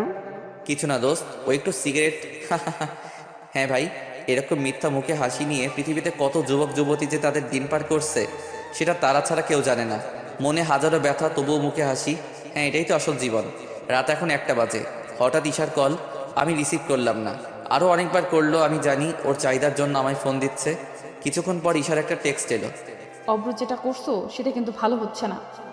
এই জন্যই আমার বাসায় না এলে কিন্তু তোমার আমার ভিডিও ক্লিপ অন্যদের দিয়ে দেবো। আমি রেগে দাঁতের উপর দাঁত চেপে, এই তুমি কি আমায় ব্ল্যাকমেইল করছো নাকি একটা ভিডিও ক্লিপের মাধ্যমে? আর হ্যাঁ, ওই ভিডিওতে আমি আর তুমি দুজনই আছি। অব্র, তুমি 2020 সালে দাঁড়িয়ে কথা বলছো। হয়তো তুমি ভুলে গেছো মুখ ব্লার করার অপশনটা। আমি যেতে পারবো না। আমি তোমার বাসার কাছাকাছি নেই। কই গেছো তুমি? সেটা জেনে তোমার লাভ কি? জেনে আমার লাভ নেই মানে? জি নেই। আমি তোমার থেকে অনেক দূরে এসে গেছি। আমি আর ফিরতেও চাই না। ও তাই? তবে মনে আছে তো ভিডিও ক্লিপের কথাটা? জি। কোনো বাহানা না করে সরাসরি আমার বাসায় এসো। আমি নিরুপায় হয়ে ম্যাসে থাকা একটা বাইক নিয়ে রওনা হলাম। রোমান প্রথমে কিছুটা রাগারাগি করলেও ওকে শান্ত করে বের হলাম। আমি ঈশার বাসায় গিয়ে দাঁড়িয়ে আছি। দরজায় না নক করেই ভাবছি আমি কি করতেই বাসায় এলাম। না আসাটাই বেটার ছিল। একটা মেয়ের চাহিদা মেটাতে আমি তার বাসার সামনে দাঁড়িয়ে, এখন মনে হচ্ছে নিজেকে একটা কল বয় যারা চাহিদা মেটানোর জন্য নিজের বাসার দরজায় ডাকে। আমার কিছু করার নেই। নিজেকে যে দোষমুক্ত করব তার উপায় নেই। কল রেকর্ডিং করতে পারি আমিও, কিন্তু একটা মেয়ে আমার জন্য নষ্ট হয়ে যাবে সেটা আমি চাই না। একটা ছেলের কলঙ্ক ক্ষণস্থায়ী, কিন্তু একটা মেয়ের কলঙ্ক লাগলে সেটাকে নিয়ে সারা জীবন বয়ে বেড়াতে হবে। থাক, এসব ভেবে আর কি হবে। এবার আমি দরজায় নক করে মাথা নিচু করে দাঁড়িয়ে আছি। দরজাটা খুলতেই দেখি ঈশা সামনে দাঁড়িয়ে একটা ছোট জামা পরে। আমি চোখ তুলে ওর দিকে আর তাকালাম না। ঈশা আমার সাথে কোনো কথা না বলে আমাকে সরাসরি রুমে নিয়ে গেল। আমি রুমে এসে চুপচাপ বসে আছি। ঈশাও আমার পাশে। ঈশা একগাল হাসি মুখে নিয়ে, কি হলো, আমার দিকে তাকাও। আমি কোনো কথা না বলে মাথা নিচু করে বসে রইলাম। ঈশা আমার মাথাটা ধরে তুলল। আমি চোখ বন্ধ করে দিলাম সাথে সাথে। ঈশা আমার মাথাটা ওর বুকে রেখে, অব্র, তুমি খুব বড় ভুল করে ফেলেছো। আমি কোনো দিন কষ্ট পাইনি, আর তোমার কষ্ট কিভাবে সইব বলো? আমি তোমায় খুব ভালোবাসি। এই কথাটা শুনে আমার চোখ লাল হয়ে গেল রাগে আর ঘৃণাতে। আমি মিষ্টি হেসে, তাই তুমি এখনো ভালোবাসো তাই না? জি, অনেক ভালোবাসি। ঈশা, ভালোবাসা তো মন থেকে হয়, কারোর চাহিদা মেটানোর জন্য নয়। তাই নাকি? তা যারা একে অপরকে ভালোবাসে তারা নিজস্ব চাহিদা মেটায় না? অবশ্যই মেটাই, তবে এসব কাপল না। আর যারা মেটায় তাদের একে অপরের মত নিয়ে। ও, তার মানে তোমার কাছে বুঝি পারমিশন নেওয়া লাগবে? আমি আরো বিরক্ত হয়ে, এই তুমি সরো তো, আমাকে কিছুক্ষণ একা থাকতে দাও। তোমায় কি এই জন্য ডেকেছি নাকি? যেটার জন্য ডেকেছো সেটা আমি অনিচ্ছাই করতে বাধ্য। ও এটা বলে আমি নিজেই ঈশার থেকে কিছুটা দূরে গিয়ে বসলাম। ঈশা আমার দিকে একভাবে তাকিয়ে রয়েছে। এখন আমার ঈশার দিকে চোখ তুলতেও ঘৃণা করছে। ঈশা একটা ফুলের মতো মেয়ে, কিন্তু তার মনোভাব এতটা খারাপ হবে ভাবতে পারিনি।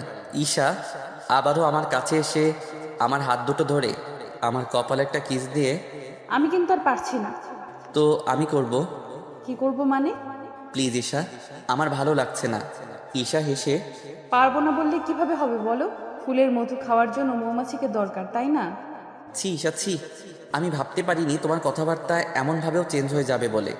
চুপ। আজও আমার অনিচ্ছায় নিজের চাহিদা মিটিয়ে ঈশা ঘুমের দেশে হারিয়ে গেছে, আমাকে ওর বুকে রেখে। ঈশার বুকে থাকতে এতটা আমায় খারাপ লাগছে সেটা মাত্র আমিই জানি, আর আল্লাহই জানে। হঠাৎ দেখতে পেলাম ওর মোবাইলটা বালিশের নিচে হালকা বেরিয়ে আছে। আমি আস্তে করে বের করে পাওয়ার সুইচ অন করতে দেখি লক। ফিঙ্গারপ্রিন্ট আছে, কোনো অসুবিধা নেই। আমি আস্তে করে ঈশার বুক থেকে মাথা তুলে ঈশাকে আরও একটু জড়িয়ে ধরলাম, যাতে ঈশা না বুঝতে পারে কিছু। এবার আস্তে আস্তে ওর একটা হাতের 5টা আঙ্গুল আমার 5টা আঙ্গুলের মধ্যে ভরে নিলাম। ঈশা হঠাৎ যেন জেগে উঠল মনে হয়। আমার বুকটা ধুকপুক শুরু হয়ে গেল। না না, ঘুম ভাঙেনি, তবে ও আমাকে আরও একটু জড়িয়ে ধরে আমার উপর পা তুলল। আমি এবার ওর ফোনটা আস্তে করে ওর আঙ্গুলের কাছে নিয়ে গিয়ে টাচ করতেই ফোনটা আনলক হয়ে গেল। ফোনটা আমি হাতে নিয়ে চারদিকে খুঁজছি, কিন্তু কোথাও সেই ভিডিও ফাইলটা নেই। তাহলে কি ডিলিট করে ফেলেছে? না, ও ডিলিট যদি করে দেয় আমায় এভাবে ভয় দেখাতে পারবে না। আমি এত স্পিডে ফোন ঘাঁটছি যে আমার হাত পা অটোমেটিক কাঁপা শুরু হয়ে গেল। নিজেকে শান্ত করলাম। অভ্র, কুল কুল, ফোন যখন পেয়েছিস নিশ্চয়ই এখানেই আছে। টানা 30 মিনিট খুঁজে চলেছি, কিন্তু কোনো ফাইলেও পাচ্ছি না। দেখি তো ফাইল হাইড করে রেখেছে নাকি। ওই অপশন চালু করার কিছুক্ষণ পরেই দেখি একটা ফাইলে 5টা ভিডিও আছে। আমি সাথে সাথে আমার মোবাইলে শেয়ার করে নিয়ে ডিলিট করে দিলাম ওই ভিডিওগুলো। এবার একটা দীর্ঘশ্বাস ফেলে মনে মনে, ঈশা, তোমার খেলা শেষ। যেভাবে তুমি আমায় ব্ল্যাকমেল করছিলে, এবার থেকে তোমায় আমি করব। তোমায় শুধু বুঝাবো কাউকে ভয় দেখানোর পরিণতি কি। আমি আমার ফোনটায় আরও হার্ড লক দিয়ে রেখে ঈশার দিকে মুচকি হেসে ঘুমিয়ে পড়লাম। কাল মজা দেখাবো, কে কতটা বড়, কাল বুঝাবো। প্রতিটা কথার শোধ নেব। ভোর হতেই আমি ঈশার বাসার বাইরে চলে এলাম। ঈশাই আমায় বের করে দিল। ঈশার দিকে তাকিয়ে মুচকি হেসে, বা ঈশা, এটা বলে আমি আবার ম্যাসে চলে এলাম। ম্যাসে আসার পরেই আমি সিমটা অফ করে দিলাম, কারণ ম্যাসে ওয়াইফাই আছে, প্রবলেম নেই। রাতে ওয়াইফাইয়ের স্পিড নেই দেখে আমি সিম অন করলাম। আর ঈশা কল করলেও অসুবিধা নেই, এখন আমি ওকে আর ভয় পাই না। আবারও আজ রাত 12টা বাজতেই ঈশার কল। অব্র, বাসায় আসো। আমি হেসে হেসে, কেন? জানো না কেন আসতে হবে? জানি, তবে ওসব আমি আর করতে চাই না। কি করতে চাও না মানে? মনে রেখো, তোমার মান সম্মান সব আমার কাছে। জি জানি তো, তবে এটাও মনে রেখো বাপেরও বাপ আছে। মানে? মানেটা খুব সহজ, আমি যেতে পারবো না। আর যত তাড়াতাড়ি পারো আমার আব্বু আপুর কাছে ভুল স্বীকার করো। মানে? কিছু না, আমি তো ভাবছি তোমার মতো মেয়ের ভাইয়াকে আমার আপু কেন সিলেক্ট করেছে। না জানি সে কত খারাপ। ঈশা চিৎকার করে, অব্র, আমার ভাইয়ার নামে আর একটা বাজে শব্দ করলে তোমার জিভ টেনে ছিঁড়ে ফেলবো। তাই? তাহলে ভেবে দেখো তোমার ভাইয়ার দিকে তোমার কত খেয়াল, কিন্তু আমার আপু আব্বুর কাছে আমি কত খারাপ। আমি তোমার কেউ না হলেও তো হবু ভাবির একমাত্র ভাই। কেউ না, কে বলেছে? আমি তো তোমায় ভালোবাসি। বাজে বকে সময় নষ্ট করো না, ফোনটা রাখো। আমি বাজে কথা বলতে ভালো লাগে না। ওই, তোর মান সম্মান কিন্তু আমার হাতে, জলদি বাসায় আয়। হা হা হা, আমায় কেন বাসায় যেতে হবে তোমার ভাইয়ার কাছে গেলে? ওটা ভাবতে পারছো? মানে? মানেটা খুবই সহজ, আমি যাব না। আর কাল সকালে আমার আব্বু আপুর কাছে ভুল স্বীকার করে এসো। ঈশা ধমকে আমায়। এই অব্র, তোর তো দেখি খুব আশকারা বেড়ে গেছে। আমি প্রচণ্ড রেগে চিৎকার ও ঘৃণাই। চুপ, তোর মতো মেয়ে আমায় ভালোবাসে, যাকে ভালোবাসে তার সাথে এইভাবে পরপর 2 দিন প্রতারণা। আমি চাই না তুই মানুষের কাছে তুই একটা কলঙ্ক নিয়ে ঘুরে বেড়া।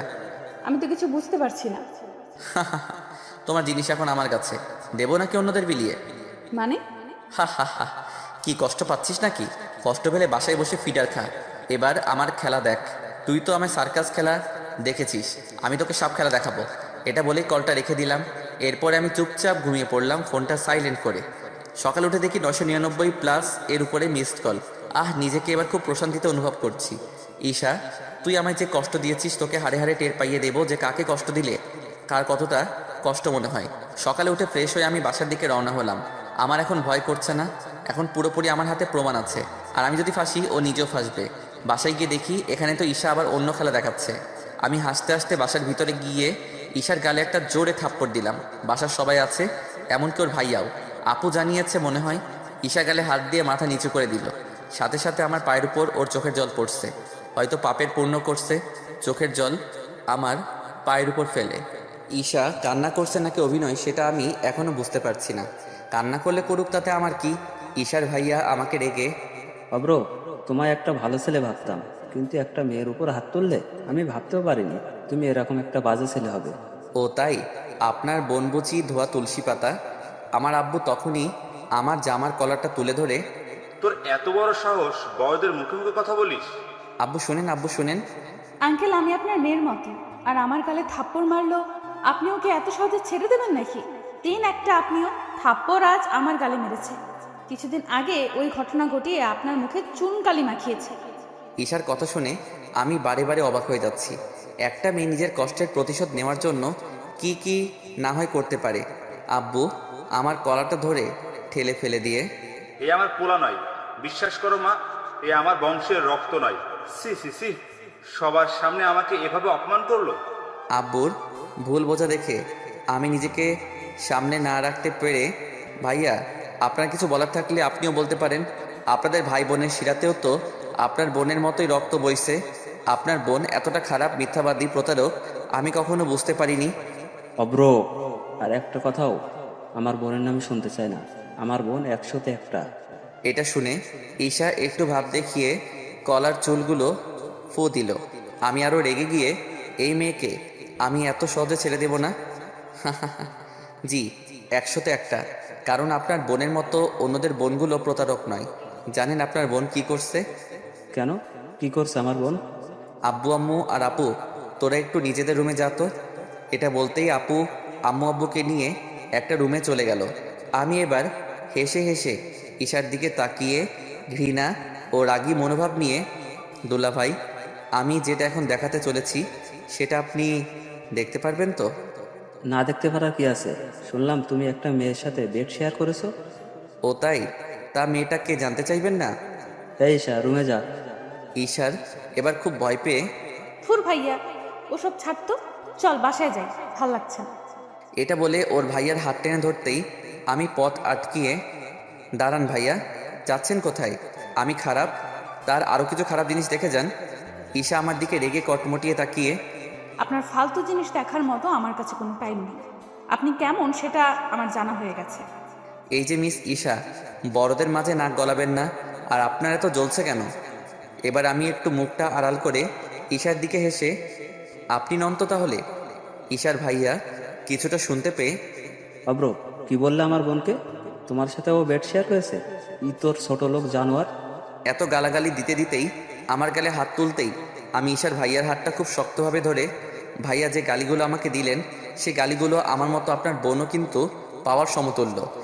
ঈশার ভাইয়া আরও রেগে গিয়ে ঈশার কাছে গিয়ে, ঈশা, অব্র যা বলছে সব কি সত্যি? ঈশা এমন অভিনয় করছে ওর সামনে, মনে হচ্ছে কোনো একটা অভিনেতাকে ভাড়া করে নিয়ে আসা হয়েছে আমাদের বাসায়। ঈশা ওর ভাইয়ার হাত ধরে খুব কান্না করে করে, ভাইয়া, আমি ওর ভিডিওটা ওদের বাসার সবাইকে দিয়েছি বলে ও এইভাবে আমায় শাস্তি দিতে চাইছে। ভাইয়া, ওর কথা একদম বিশ্বাস করবা না। ভাইয়া, এখানে আমার এক মুহূর্ত থাকতে দম বন্ধ হয়ে আসছে। আমি আর এখানে থাকতে চাই না। ঈশার ভাইয়া ধমক দিয়ে আবারও ঈশাকে, ঈশা, অব্র যা বলেছে সত্যি হলে কিন্তু তোর এই ভাই তোকে আর কোনোদিন চিনবে না। আবারও ঈশা আরও বেশি ঢং করে কান্না করতে করতে, ভাইয়া, আমায় বিশ্বাস করো, আমি এসবের কিছুই জানি না। দেখছো না কেমন আমার দিকে তাকিয়ে আছে? মনে হয় এর পরের বারে আমায় বেডে তুলতে চায়। ভাইয়া, চলো এখান থেকে। ওর ভাইয়ার সারা শরীরে লোম দাঁড়িয়ে গেছে, শিরাগুলোতে রক্ত মনে হচ্ছে থেমে গেছে। দাঁতে দাঁত লাগিয়ে আমার কাছে এসে, অব্র, আমার বোনের থেকে দূরে থাকবি, নয়তো তোকে আমি মেরে ফেলবো। আমি হেসে হেসে, সে তো কবেই ছেড়ে দিয়েছি, প্রতারকদের থেকে দূরে থাকাটাই বেটার। ঈশা আমার দিকে তাকিয়ে মুচকি হাসছে। আমি ওর হাসি দেখে আরও রেগে গেলাম। এই হাসিটা এককালীন আমার খুব প্রিয় ছিল, কিন্তু আজ আমার এই হাসিটা আমায় বেশি করে ঘৃণা জন্মে দেয় আমার প্রতি। ধন্যবাদ ভাই। এটা বলে ঈশার ভাইয়া মাথার চুলগুলো ঠিক করছে। আমি তখনই, ভাইয়া মাথাটা একটু ঠিক করে নিন, নয়তো একটু পরে যেটা আপনি দেখতে চলেছেন সেটা দেখে হয়তো আপনি নিজে ঠিক থাকতে পারবেন না, কি করবেন কি না করবেন। ঈশা শুনে কিছুটা অবাক হয়ে, কি দেখাবেন শুনি আপনি?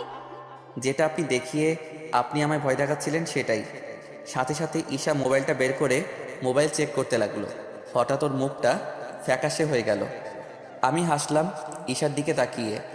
ঠকবাজ ছেলে একটা। ঈশার ভাইয়ার আমাদের কথার মাঝে আমার বোন তোমাকে ভয় দেখাচ্ছিল কিভাবে শুনি? আমি পকেট থেকে মোবাইলটা বের করতেই ঈশা সাথে সাথে আমার পায়ে পড়ে গেল আর আমার পা জড়িয়ে। অব্র প্লিজ প্লিজ অব্র। ঈশার ভাইয়া ঈশাকে ছাড়াতে চাইলেও ঈশা আমার পা ছাড়তে চাইল না। ঈশার ভাইয়া অবাক হয়ে গিয়ে, আমার বোন তোমার পা এভাবে জড়িয়ে ধরে আছে কেন? ঈশা তুমি নিজেই বলবা নাকি আমি ওটা দেখে প্রমাণ করে দিব? ঈশা এবার উঠে দাঁড়িয়ে ওর ভাইয়ার সামনে। ভাইয়া কি করেছিস বল? আমি চিৎকার করে, আম্মু আব্বু আপু সবাই বাইরে বেরিয়ে আয় জলদি। এবার সবাই বেরিয়ে আসতেই ঈশা সবার সামনে দাঁড়িয়ে, আমায় ক্ষমা করবেন, এতে অব্র যতটা দোষী ততটা আমিও দোষী। এটা বলে ঈশা মাথা নিচু করে কান্না করতে থাকলো। ওর ভাইয়া চিৎকার করে, মানে সবটা খুলে বল। ভাইয়া যেটা তুমি শুনেছো সবটা ঠিকই, কিন্তু ও যে মেয়ের সাথে ওসব করেছে সেটা আমি। এটা শোনার সাথে সাথে সবার মাথায় বাজ পড়ে গেল।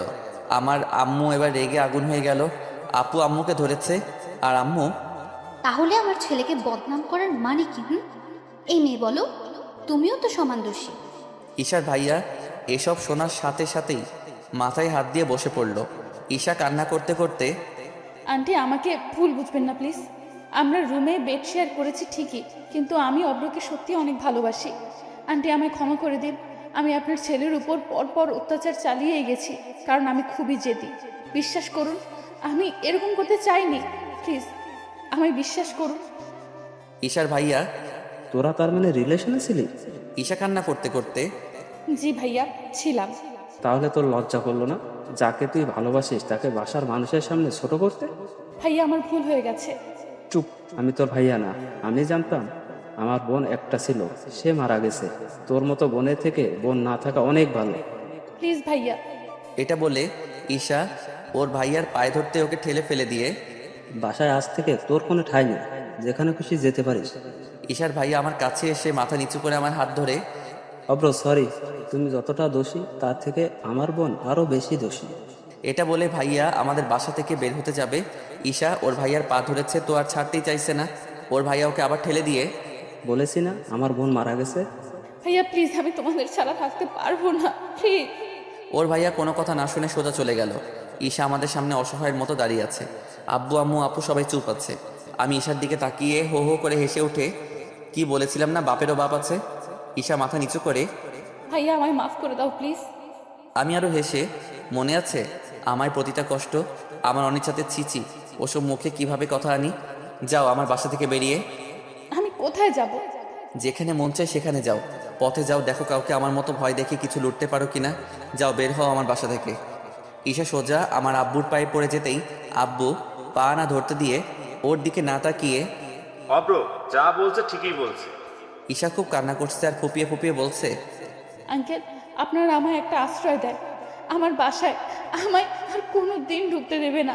আমার ভাইয়ের কথাই শেষ কথা। আমাকে আপনারা যেভাবে রাখবেন আমি সেভাবেই থাকবো। আমি হেসে, আম্মু তুমি বলছিলে না কাজের মেয়ে দরকার, এই তো পেয়ে গেছো তোমরা। এত যখন রিকোয়েস্ট করছে রেখেই দাও তাহলে, বুঝলে? আম্মু হেসে ঈশার দিকে ঘৃণার চোখে তাকালো। আচ্ছা আজ থেকে তুমি আমাদের কাজের মেয়ে। এটা বলে আমি রুমে চলে এলাম। মেয়েটা ওভাবে সত্যি যখন কান্না করছিল আমার মনটা চুরমার হয়ে যাচ্ছিল। মেয়েটাকে আশ্রয় দেওয়াটা আমার আজ খুবই জরুরি। শত দোষ করুক কিন্তু ভালো তো এখন ওকেই বাসি। কাজের মেয়ে আমি বানাতে চাইনি, মাত্র তার এখন আশ্রয় দরকার একটা, আর সেটাই আমি দিয়েছি। আমার আম্মু অতটা খারাপ না যে সব কাজ একসাথে করতে দেবে, আর এটা ছাড়া আমার কোনো উপায়ও ছিল না ওকে রাখার মতো। তবে ওর দেওয়া প্রতিটা কষ্ট আমিও দেব। কিছুক্ষণ পর আম্মু আব্বু আমার রুমে এসে, অব্র, আমরা তোকে অনেক ভুল বুঝেছি, তবে এতে তুইও দোষী। আমি মাথা নিচু করে, জি আম্মু, আমিও নিজেও দোষী দায়ভার নিচ্ছি, কারণ ভুল আমারও হয়েছে। আম্মু আমার পাশে বসে কাঁধে হাত দিয়ে, দেখ বাবা, এরকম আর করিস না।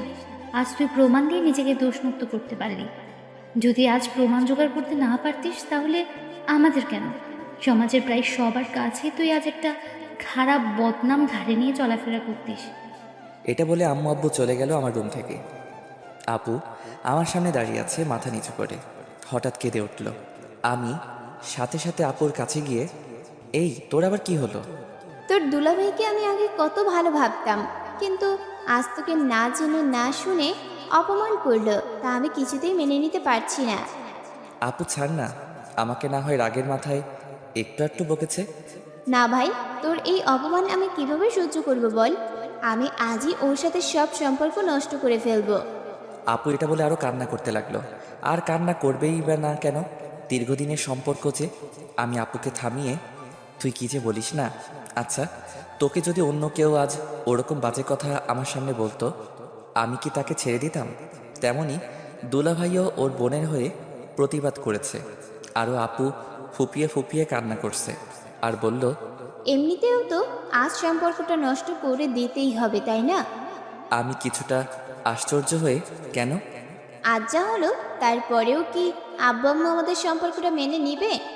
দেখ আপু, তুই বেশি বেশি চিন্তা করিস না তো, না মানলে তোদের ভাগিয়ে দেব, আমি পাশে আছি। এটা বলার সাথে সাথেই আপু আমার গালে একটা থাপ্পড় দিয়ে, এই অব্র, তোকে কি আমি আব্বু আম্মুর এই শিক্ষা দিয়েছি যে কাউকে ভাগাতে হেল্প করবি?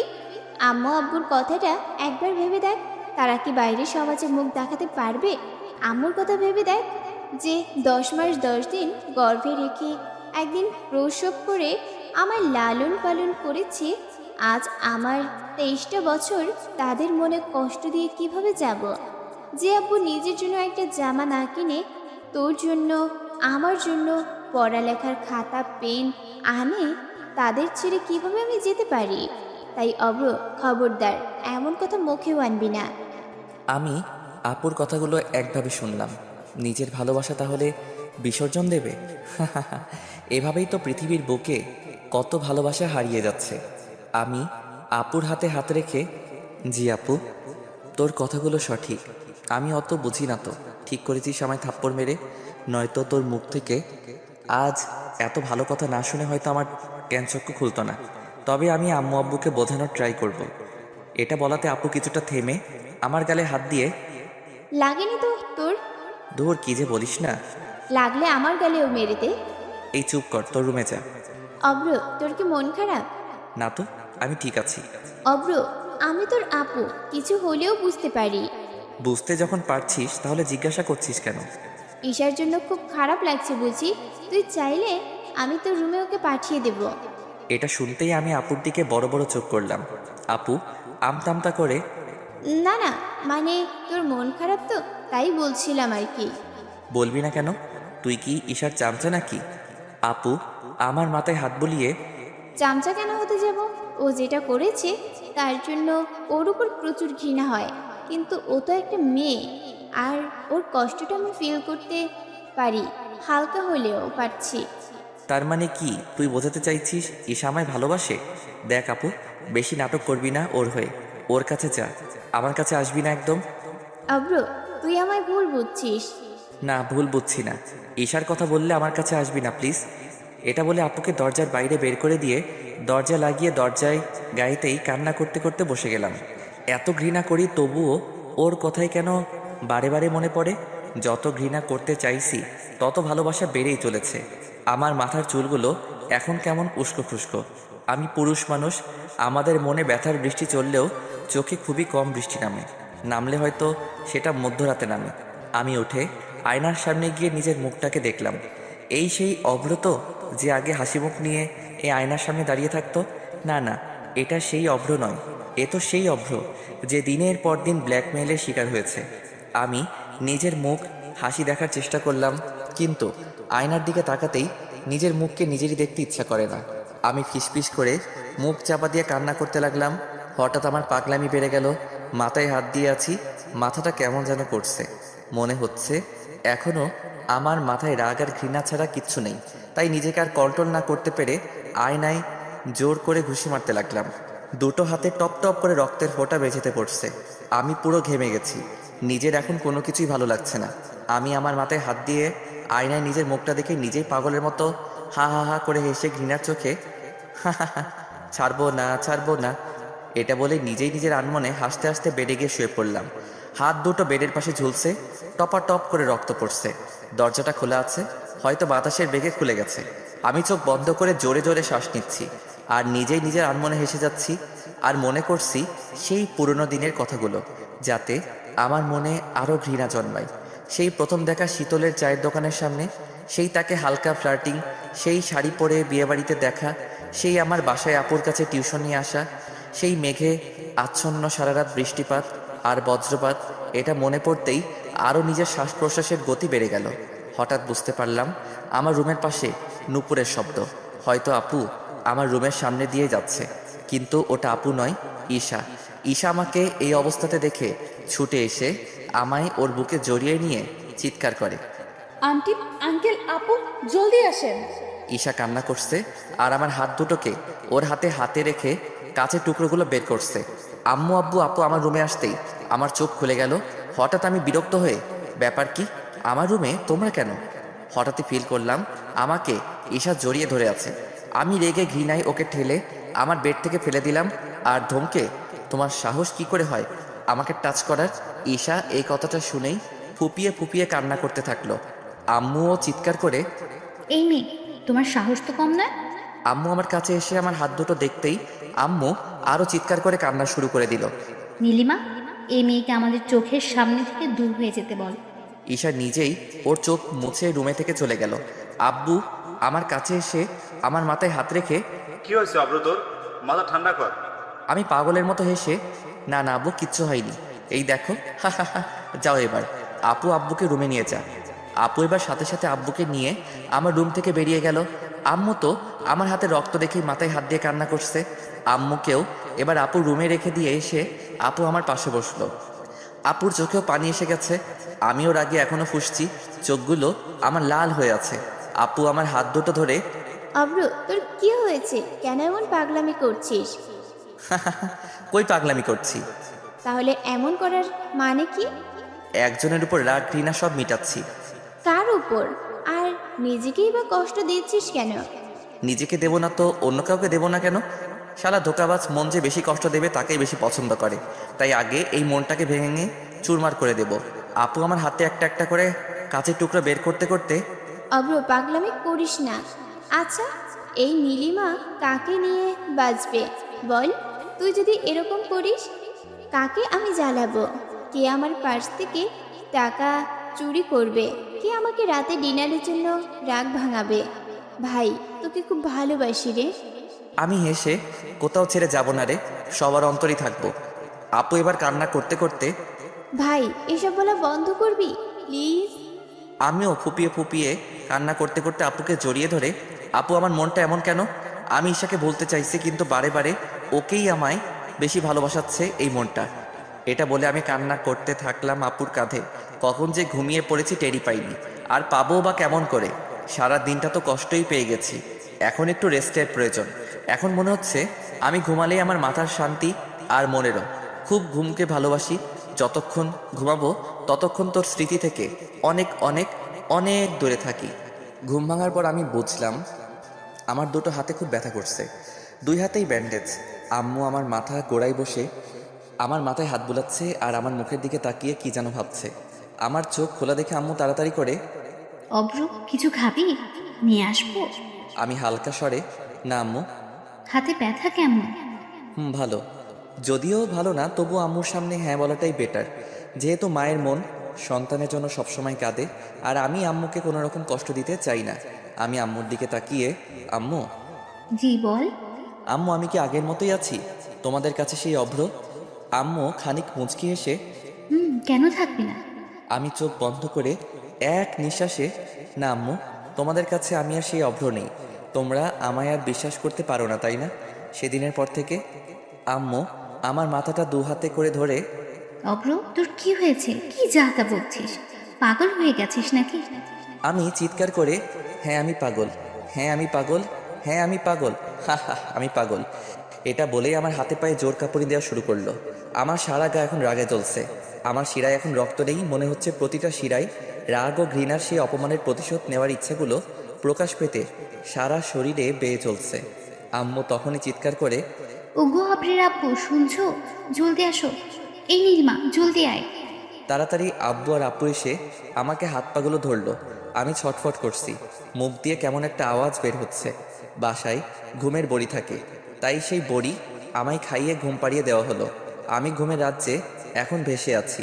হঠাৎ আবারও আমার ঘুমটা ভেঙে গেল ঈশার কথা ভেবে। ওর মুখটাই বারে বারে মনে পড়ছে। চোখ খুলতেই দেখি ঈশা আমার পাশে বসে। কি ব্যাপার, এখানে এ কি করে?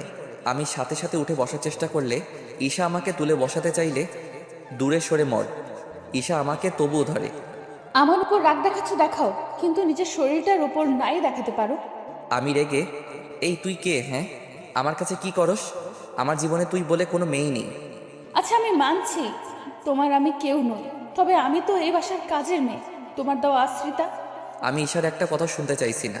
ওর মুখের দিকে তাকালে কেমন নিজেকে আর কন্ট্রোল করতে পারি না। আমি কানের হাত দিয়ে দিলাম। ঈশা আমার দিকে তাকিয়ে বকছে। আমি চিৎকার করে আম্মু আব্বু আপু, আম্মু আব্বু আপু।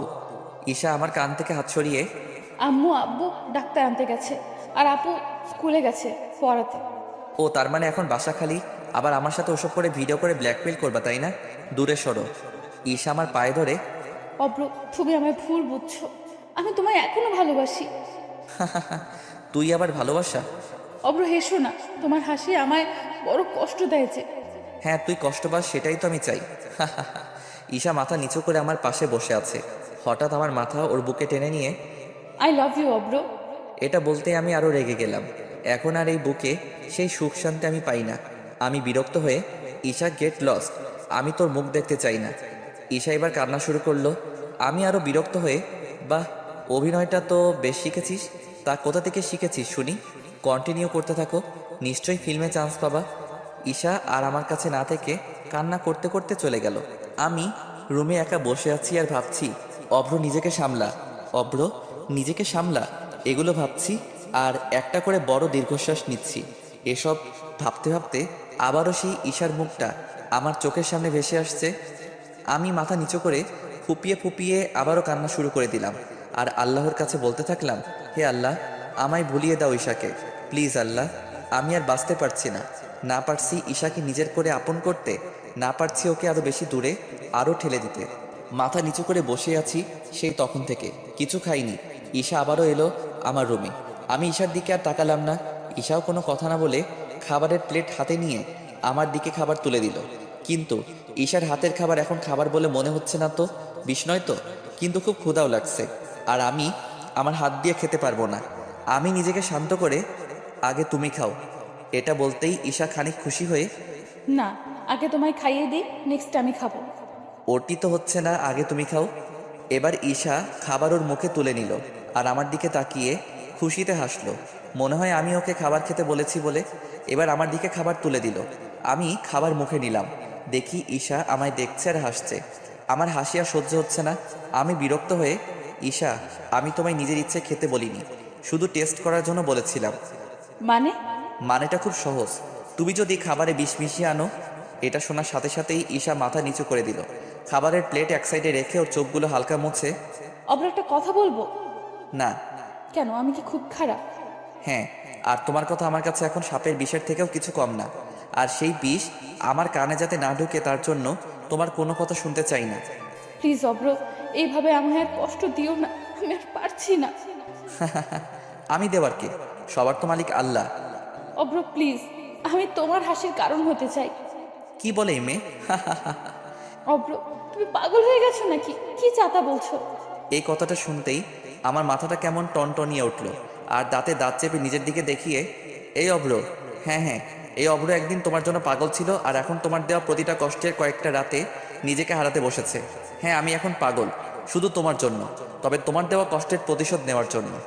ঈশা কোনো কিছু রিয়্যাক্ট না করে আবারও আমার মুখে খাবার তুলে দিয়ে, আচ্ছা অব্র, আমি যদি মারা যাই তোমাকে দেওয়া কষ্টগুলোর কি তুমি প্রতিশোধ পাবে?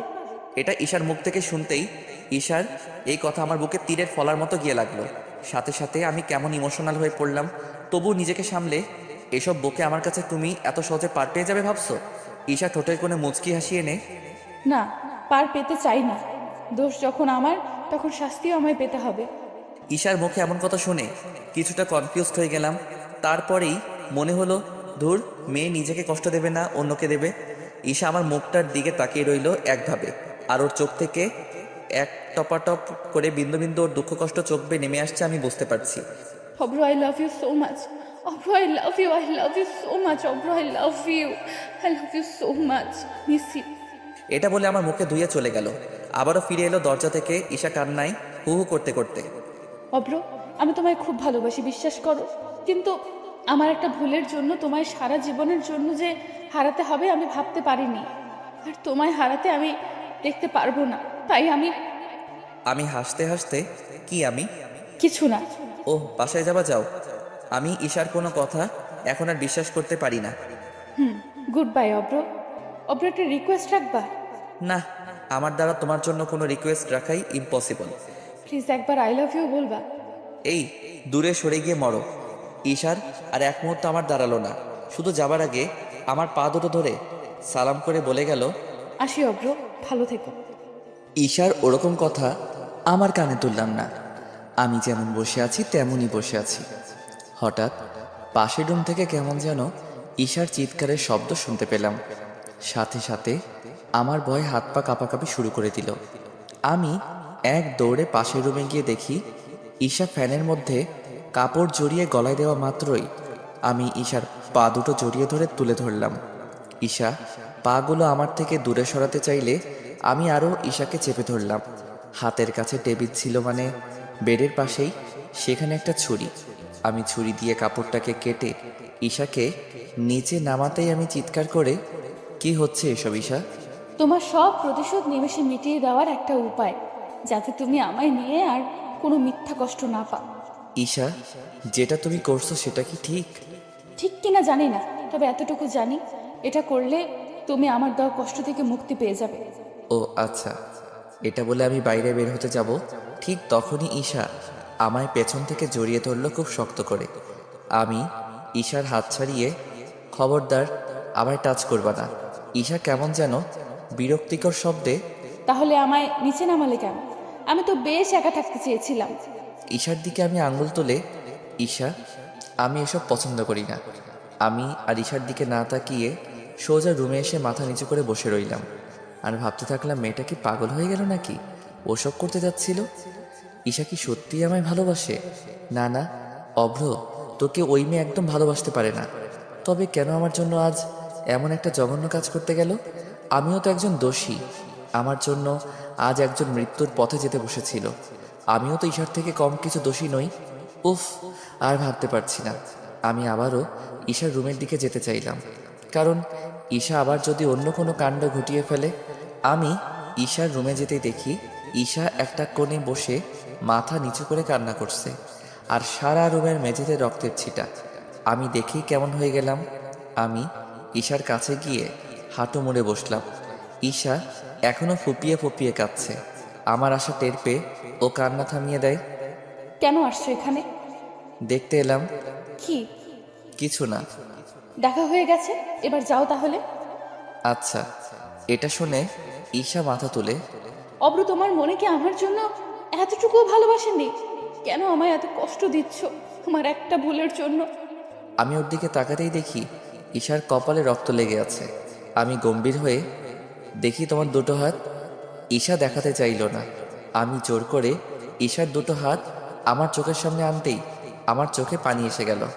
একটা মেয়ে আমার জন্য এইভাবে নিজের হাতগুলোকে কেটেছে, এখনো রক্ত থামেনি। আমি তাড়াতাড়ি উঠে ব্যান্ডেজ আর ওষুধ নিয়ে এলাম ওর কাছে।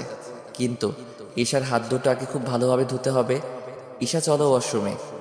না, আমি যাব না। চলো বলছি। না। ঈশা মানবে না আমি জানি, তাই ওকে আমি কোলে তুলে নিলাম। কোলে তুলে নিতেই ঈশা আমার বুকে মুখ লুকিয়ে, অব্র, একটা কথা বলি?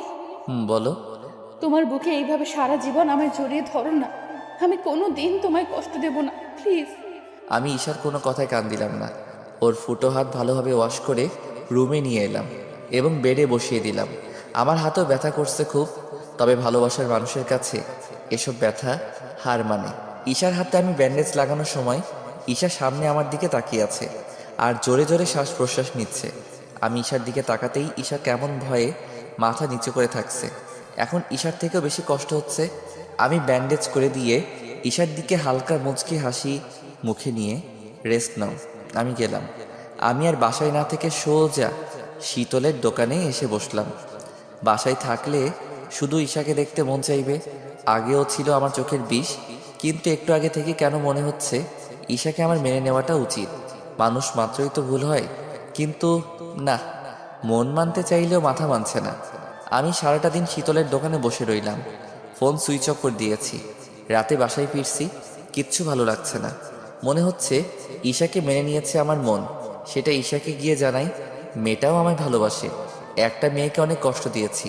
আর না, এসব চিন্তা করতে করতে বাসার সামনে যেতেই দেখি আমার জন্য সবাই বাইরে দাঁড়িয়ে অপেক্ষা করছে। আমাকে দেখতেই আব্বু রেগে, খুব বড় হয়ে গেছে তাই না? সারাদিন ফোন অফ, বাসায় নেই, ব্যাপার কি? আম্মু আমায় বাসার দিকে নিয়ে যেতে যেতে, থাক না, বকছো কেন? ঘরের ছেলে ঘরে তো ফিরে এসেছে নাকি? আম্মু আব্বুকে দেখে মনে হলো খুব টেনশনে ছিল ওরা। বাসার ভিতরে যেতেই দেখি আপু গাল ফুলিয়ে দাঁড়িয়ে আছে। আমি আপুর সামনে যেতেই, চল রুমে চল। আপু খুব ক্ষুধা লাগছে, আগে খেয়ে নেই। না।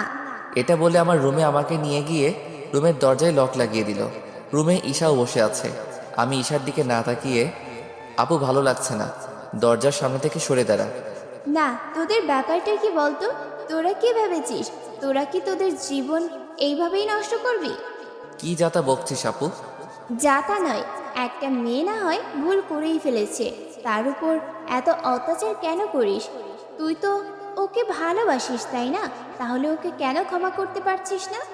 ও তার মানে আপু তুই কি ঈশার দালাল হয়েছিস নাকি? সাথে সাথে আপু রেগে আমার গালে দুটো থাপ্পড় দিয়ে, খুব পেকে গেছিস তাই না অল্প বয়সে? আমি গালে হাত দিয়ে, তুই কি বলতে চাইছিস? আমি বলতে চাইছি, আজ তোরা বিচার করে নে তোদের মধ্যে। আমি আর তোর দুলাভাই ঠিক করেছি ঈশার বিয়ে দিয়ে দেব, তুই না মানলে। এটা শোনার সাথে সাথে আমার মাথায় যেন একটা বাজ পড়ে গেল। আমার কথা বলার গতি আস্তে আস্তে হারিয়ে ফেলছি মনে হচ্ছে। আমি আস্তে আস্তে, মানে আপু তুই বলতে কি চাস? মানেটা বোঝা সহজ, ঈশার বিয়ে হবে আর কিছুদিন পর। আমি কষ্ট চেপে রেখে হাসি মুখে, কনগ্রাটস। এটা শোনা মাত্রই ঈশা ছুটে এসে আমার বুকে একটা ধাক্কা দিয়ে বেরিয়ে গেল আমার রুম থেকে। আপু আমার দিকে কেমন ঘৃণার চোখে, অব্র, তোকে মেয়েটা খুব ভালোবাসে রে, এখনো প্লিজ ভাই ওকে এভাবে ছেড়ে দিস না। তোর জন্য আম্মু আব্বুর কাছে আজ পা ধরে কান্নাকাটি করেছে খুব। আম্মু আব্বুও ওকে মাফ করে দিয়েছে। আর তুই তো ভালোবাসিস তাই না? ভালোবাসার মানুষ যতই ভুল করুক না কেন তাকে মাফ করে দেওয়া যায়। প্লিজ ভাই, নয়তো সারা জীবন তুই নিজেকে মাফ করতে পারবি না। তোকে দেওয়া কষ্টর 1000 গুণ আজ নিজেকেও দিয়েছে। আমি আপুর দিকে একটা মিথ্যা অট্টহাসি ছুড়ে, তাই নাকি? আপু আরও রেগে গেল। তুই কোনোদিনও বদলাবি না, সারাটা জীবন মাফ করতে পারবি না, দেখে নিস। এটা বলে চলে গেল। কিছুক্ষণ পর আমার ফোনে একটা মেসেজ এলো ঈশার। অব্র, আজ রাতে আমার রুমে একবার এসো। কেন? আজও সেম আগের মতো ভিডিও করার প্ল্যান নাকি? অব্র প্লিজ, আমায় আর কষ্ট দিও না প্লিজ। অব্র, আমি তোমায় অনেক ভালোবাসি, আমার জন্য না হয় আমাদের ভালোবাসার খাতিরে আজ এসো। ওকে। আমি ঈশার রুমে চুপি চুপি গেলাম, দেখি ঈশা বসে আছে। আমাকে দেখে ঈশা উঠে আমার হাত ধরলো। আমি হাত ছাড়িয়ে দিলাম না। ঈশা আমার হাত ধরে বেডে বসিয়ে, অব্র, আমার যদি সত্যি বিয়ে হয়ে যায় তুমি থাকতে পারবে তো? জি, নিজেকে মানিয়ে নেব। নিজেকে মানাতে পারবে, কিন্তু নিজের মনকে মানিয়ে আমাকে মেনে নিতে পারছো না কেন? তুমি অনেক বড় ভুল করেছো তাই। অব্র, তুমি এখনো আমার সাথে এইভাবে কথা বলছো? হ্যাঁ বলছি, তাতে কি হয়েছে? কিছু না। তা ডিনার করেছো? হ্যাঁ, আমি আদেও করিনি ডিনার, কারণ বাইরে থেকে এসে সোজা রুমে চলে এসেছি। তাই আর ডিনার করতেও মন চাইনি আর যাইনি, কারণ ঈশার বিয়ের কথাটা শুনে। ঈশা আমাকে আবারও জড়িয়ে ধরে, প্লিজ অব্র, আমার মেনে নাও। আজ আমার এরকম কেন হচ্ছে আমি বুঝতে পারছি না। অন্যদিন ঈশা আমাকে টাচ করতেই আমার সারা শরীর জ্বলে যেত, কিন্তু আজ খুব ভালো লাগছে। আমি ঈশাকে না ছাড়িয়ে একটু গম্ভীর হয়ে, কি হবে মেনে, আবারও যদি আমায় এরকম করো? ঈশা আরও আমার বুকে মাথাটা গুজে চোখের পানি ফেলতে ফেলতে, আমার বুকে হাত দিয়ে দেখো কি বলছে। মেয়েটাকে অনেক কষ্ট দিয়েছি, আর না দেওয়াটাই বেটার। আজ যদি ওকে আমি ফিরিয়ে দেই, নিজেকে কোনোদিনও মাফ করতে পারবো না। সারাটা জীবন ঈশার স্মৃতিগুলো নিয়েই আমায় কাটাতে হবে। থাক, ওর ভুলগুলো কোন এক কার্নিশে, ভালো তো মন থেকে বাসে। আমি ঈশার মুখটা তুলে এই আমার দিকে তাকাও। ঈশা ফুপিয়ে ফুপিয়ে, অব্র প্লিজ আমায় আর কষ্ট দিও না, আমি আর পারছি না। আমি হালকা হেসে, সব শোধ নেওয়া শেষ, এবার ভালোবাসার পালা। ঈশা শুনে আমার চোখের দিকে তাকিয়েই রইল। মুখে কোনো কথা নেই, চোখ দিয়ে শুধু স্রোতের মতো পানি বয়ে পড়ছে। আমি চোখটা মুছে দিয়ে ঈশার চোখের সামনে হাত নাড়াচাড়া দিয়ে, কি হলো এভাবে তাকিয়ে কেন? ঈশা হুঁশ ফিরে পেল মনে হচ্ছে এতক্ষণে। হ্যাঁ হ্যাঁ, কি বললে? কোথায় হারিয়ে গিয়েছিলে? তোমাকে পাওয়ার আশায় নিজেকে কোথাও যেন হারিয়ে ফেলেছিলাম। আবারও কান্না করতে থাকলো। আমি হেসে হেসে, ওই ওই কান্না করছো কেন? এটা কষ্টের কান্না নয়, সুখের কান্না। কেন? তোমায় আবার নতুন করে ফিরে পাচ্ছি, তার আনন্দ। তাই? আমি ঈশাকে জড়িয়ে ধরলাম। ঈশাও আমায় খুব জোরে জড়িয়ে ধরলো। ঈশা এবার আমাকে ছাড়িয়ে আমার মুখের সামনে ওর মুখটা এনে, অব্র এক টুকরো হাসবা ওই দূরের চাঁদের দিকে তাকিয়ে? আমি মেয়েটার কথা শুনে একটা হাসি দিলাম, আর সাথে সাথে ঈশাও খিলখিল করে হেসে উঠল। কিন্তু ওর চোখে পানি। হয়তো আজ শান্তি পেল ওর মন। ঈশা আমার মাথায় হাত দিয়ে ওর কপাল আমার কপালে রেখে, অব্র তোমার হাসিটা আমার খুব প্রিয়, তোমার হাসিটা আমায় হাসায়। আমারও কেমন চোখে হালকা পানি এসে যাচ্ছে ঈশার কথাগুলো শুনে। তাই দুজনে দুজনের দিকে তাকিয়ে একভাবে কান্না করতে থাকলাম। অবশেষে আমি ঈশার কান্না থামাতে চেষ্টা করলাম। ওই পাগলি, কান্না করছো কেন? ঈশা কেঁদেই চলেছে, কান্নাও কিছুতেই থামাচ্ছে না। ওর প্রতিটা চোখের পানি আমার বুকে এসে লাগছে, আর ততই আমি ওর ব্যথাগুলো ফিল করছি। ঈশার চুলগুলো এলোমেলো হয়ে গেছে। সেই চুলও কানের কানে নিয়ে গিয়ে সাজিয়ে দিয়ে ঈশার গালে হাত দিলাম, আর একটা কপালে কিস করলাম। ঈশার চোখের দিকে তাকিয়ে, ভালোবাসি। আর একবার বলো। ভালোবাসি। আরো বলো। কেন? শুনলে বড়ই যে এই পাগলটা মনটা শান্তি পায়। তাই? বলো না কেন, কেন কষ্ট দিচ্ছ? তাই? তা আমার মনকেও তো কষ্ট দিচ্ছ। কিভাবে শুনি? আমার মনটাও তোমার মুখ থেকে ভালোবাসি শোনার জন্য ব্যাকুল হয়ে আছে যে। ঈশা আমার দিকে তাকিয়ে একটু মুচকি হেসে মাথা নামিয়ে, হুম, কষ্ট পায়। আমার মনটাকে যে ওই মনটা অনেক কষ্ট দিয়েছে। তাই? কিভাবে শুনি? জানি না। আমার চোখের পানি মুছতে মুছতে ঈশাকে আবার জড়িয়ে ধরলাম, আর ঈশা আমার কানের কাছে এসে ফিসফিস করে, ভালোবাসি ওই মনটাকে। আহ, সত্যি মনটা অনেক শান্তি পেল। আমিও ওই পাগলির মনটাকে অনেক ভালোবাসি। তবে ওই পাগলটাকে নয়, অনেক কষ্ট দেয়। তাই? অনেক দেয়। ঈশা আমায় খুব জোরে চেপে ধরে আছে, যেন ও আমায় নিজের বুকের সাথে মিশিয়ে নেবে। আর জোরে জোরে শ্বাস পড়ছে ঈশার। অব্র, হুম। ছেড়ে যাবে না তো? হুম, গেলে তোমায় নিয়ে যাব। কই যাবা শুনি? স্বপ্নের দেশে, যেখানে তুমি আর আমি ছাড়া কেউ নেই। তাই? চলো না। যাবো তো। তার আগে তোমায় বিয়ে করে তোমার আব্বুর কাছে কিছু টাকা ছেড়ে নেই। ঈশা এবার আমার পিঠে কিল ঘুষি মারতে লাগলো। কুত্তা, যা, আমি বিয়েই করব না তো। সত্যি? আমি রাগানোর জন্য, যাক বাবা, তাহলে পেতনির হাত থেকে রক্ষা পেলাম। কাল থেকে অন্য মেয়েকে পটাতে হবে। অনেক কাজ পড়ে গেল তো আমার আবার। ঈশা খেপে গেল এবার, আমার গলায় হাত রেখে, অব্র, অন্য মেয়ে মানে কি? আমি তোকেই বিয়ে করব। বিয়ের পর পেতনি হয়ে তোর সব রক্ত চুষে খাবো। আমি ঈশার দিকে তাকিয়ে হা হা হা করে হেসে, তার মানে তুমি যে পেতনি মানতে বাধ্য হলে তো? যাও তো, তোমার সাথে আর কোনো কথাই নেই আমার। ঈশা এবার আমার থেকে উঠে দূরে গিয়ে দাঁড়ালো। মনে হচ্ছে খুব অভিমান করেছে। আমি ঈশাকে পিছন থেকে জড়িয়ে ওর মাথায় ফু দিতে লাগলাম। ঈশা রেগে, এই কি হচ্ছে? দেখছো না তোমার মাথায় ফু দিচ্ছি? কেন? তুমি জানো না কোনো গরম জিনিসে ফু দিলে আস্তে আস্তে ঠান্ডা হয়ে যায়? ঈশা এবার মুচকি মুচকি হাসতে শুরু করলো, কিন্তু আমার থেকে লুকিয়ে। ঠান্ডা হবে না, যাও। তাই নাকি? এটা বলে আমি ঈশাকে আমার দিকে ঘুরিয়ে ওর কোমরটাকে ভালোভাবে ধরে আমার আরো ক্লোজে নিয়ে আসলাম। ঈশা লজ্জা পেয়ে, ছাড়ো বলছি। ছাড়ার জন্য ধরেছি নাকি?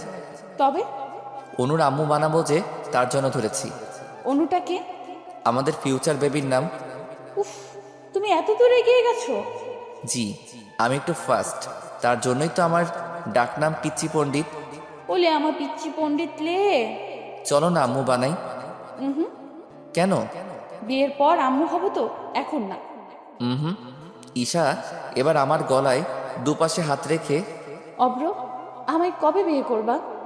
যেদিন তোমার আব্বু বেশি যৌতুক দেব বলবে সেদিন করব। মানে? মানেটা সহজ, তোমার আব্বুকে প্রতিদিন প্রস্তাব দেব আর প্রতিদিন বলবো তোমার মেয়ে আমায় অনেক ভালোবাসে, আমায় ছাড়া থাকতে পারবে না, তাই মেয়ের সুখের জন্য যৌতুক বাড়ানো লাগবে।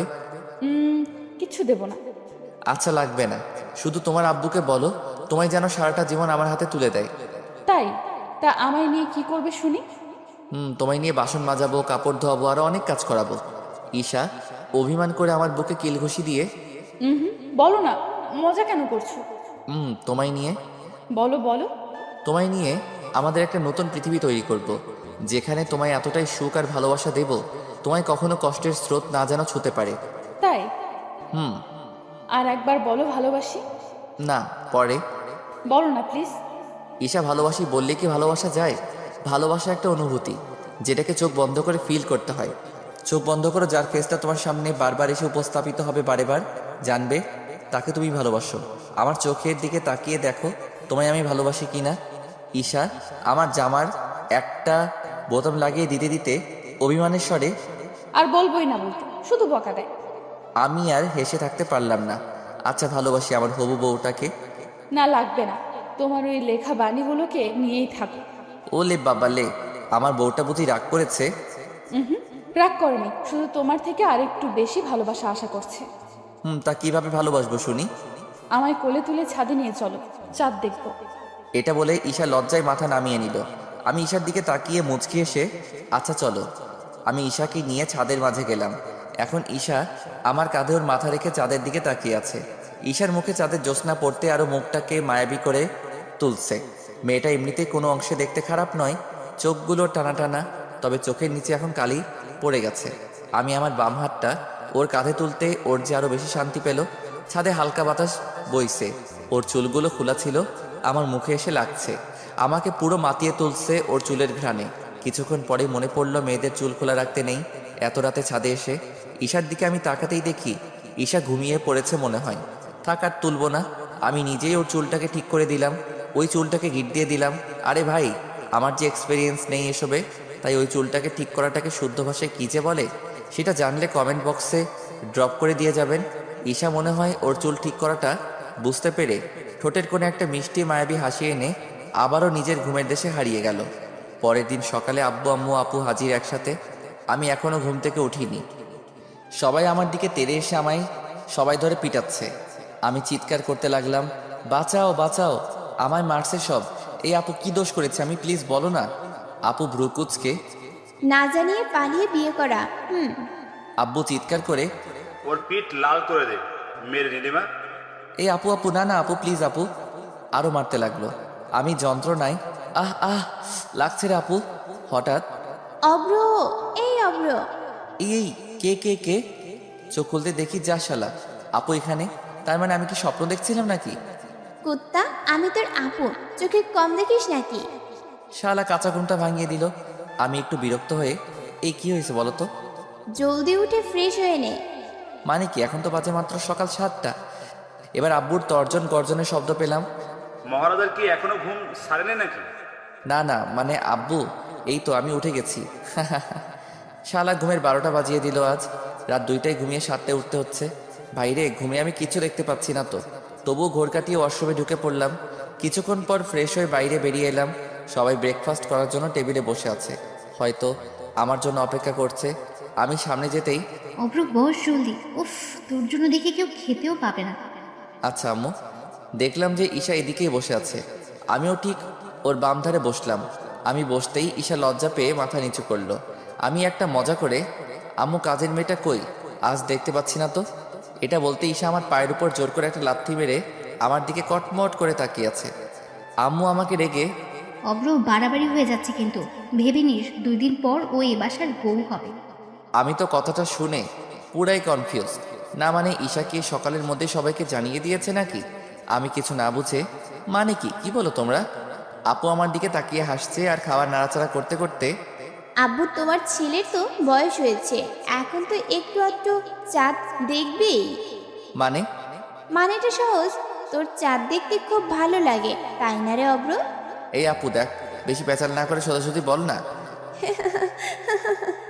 আমি রেগে গিয়ে খাবারের টেবিল থেকে উঠে গিয়ে আব্বু এটা কীরকম ব্যাপার হচ্ছে শুনি? আমাকে না নয় তাই আপু বলে যাচ্ছে, আর তুমি বসে বসে শুনছো? আব্বু এবার আপুর দিকে আঙুল তুলে, নীলিমা, কালকে দেখেছিস? বল ওকে। আপু এবার সবার সামনে আমায় ভেঙচি কেটে, অব্র, খুব তো বলছিলি যে ঈশাকে আমি মেনে নিতে পারছি না, তাহলে কাল অত রাতে কি করছিলি তোরা ছাদে? বাইরে শুনেই লজ্জায় পড়ে গেছি। তা তা তা- তা- না না না, কই আমি আমার ছাদে। আব্বু আম্মু আমাদের কথায় কান না দিয়ে মাথা নিচু করে খাবার খাচ্ছে, আর আম্মু রান্নাঘরের দিকে চলে গেল। জি ভাই, তাই? না না না, হতেই পারে না। তাই? তা অত রাতে আমাদের ছাদে কি অন্যরা একসাথে চাঁদ দেখতে আসবে নাকি? হ্যাঁ হ্যাঁ হ্যাঁ, আসতেই পারে। ভাইরে, আমি যে এখন কি উত্তর দেব প্রশ্নগুলোর কিছু খুঁজে পাচ্ছি না, জিভে কথা আটকে যাচ্ছে। আবার আব্বুর সামনে এটা বলে আমি রুমে যেতে চাইলে ঈশা, অব্র, আম্মু আব্বুকে সবটা জানিয়ে দাও। ও ভাই, এই মেয়ে আমাকে সত্যি ফাঁসিয়ে দেবে। আমি ঈশাকে চোখ রাঙিয়ে, ওই কি জানবে? তোমার আমার মাঝে কি আছে শুনি যে জানবে? ঈশা উল্টো আমায় চোখ দেখিয়ে, আব্বু আম্মুকে সত্যিটা বলো বলছি। উফ আল্লাহ, মেয়েটার রাগকেও ভয় লাগছে, আবার আব্বুর জুতাগুলোকেও দেখে যদি এই পিঠে আবার পড়ে। শালা একই পিঠে মারার স্বপ্ন দেখেছি, হয়তো এটাই সেটা জুতার পিঠা। আপু তাকাচ্ছে আমার দিকে, তাকিয়ে আর হাসছে। আমি আপুর দিকে তাকিয়ে, এই তুই হাসছিস কেন রে? না, তোর কাণ্ড দেখে। তুই যে ঈশাকে মেনে নিয়েছিস সেটা বলে দিলেই তো হয়। এই রে আব্বু এবার উঠছে, তার মানে আমার জুতা খাওয়া কনফার্ম। আমি এবার দৌড় দিতে যাব, তখনই আব্বু, অব্র, তোকে আমরা কোলে পিঠে তুলে মানুষ করেছি, তুই যেটা চাস সেটাতে আমরা কখনো বাধা দেব না। আর হ্যাঁ, কাল তো আপু সাথে তোদের দুজনকে দেখেছে, তারপর আমাদের তখনই রুমে এসে বলেছে। ও তার মানে আপুই সব করেছে। দাঁড়া কুত্তি, তোরও আমি করছি। আচ্ছা আব্বু, আমি মানলাম ঈশাকে আমি মেনে নিয়েছি, কিন্তু আব্বু ও কি করতে এত রাতে ছাদে গিয়েছিল? আপু একটু থতমত খেয়ে, ছাদে কি যেতে পারি না নাকি? তুই তো জীবনেও ছাদে যাস না, কাল হঠাৎ কি ব্যাপার? দেখ অব্র, সেটা আমার পার্সোনাল ব্যাপার। দেখলে তো আব্বু, তার মানে বুঝেছো আপু প্রেম করে। অব্র, ভালো হচ্ছে না কিন্তু। আর কি যাতা কথা বলছিস? আব্বু কোনো কথায় কান্না দিয়ে, এই শোন, ঈশান ভাই একটু পরেই আসবে, ওকে নিয়ে যেতে। আব্বু ঈশাকে আজই চলে যাবে? এখানে আর কিছুদিন থাকলে হতো না? আব্বু আমার দিকে চোখ তুলে, তাহলে তুই ওর সাথে যা, জানবো একটা বিপদ বাসা থেকে বিদায় হয়েছে। আব্বু তুমি এভাবে বলতে পারলে? এই বললে তোমরা আমায় অনেক ভালোবাসো, আর এই সেই ভালোবাসার প্রতিদান। আব্বু এবার চলে গেল রুমে। আপু সোজা এসে আমার চুল ধরে, কুত্তা, তোকে কে বলতে বলেছে আমার বিষয় নিয়ে? তাহলে তুই কেন বলেছিস শুনি? হ্যাঁ, তোমরা এক বাসায় থেকে গুলু গুলু করবে রোজ ছাদে। দেখ আপু, সেটা আমার পার্সোনাল ব্যাপার, আর তুইও তো কালো ছাদে গিয়েছিলি দুলাভাইয়ের সাথে ফোনে গুলুগুলু করতে। অব্র, এটা আমার পার্সোনাল ব্যাপার।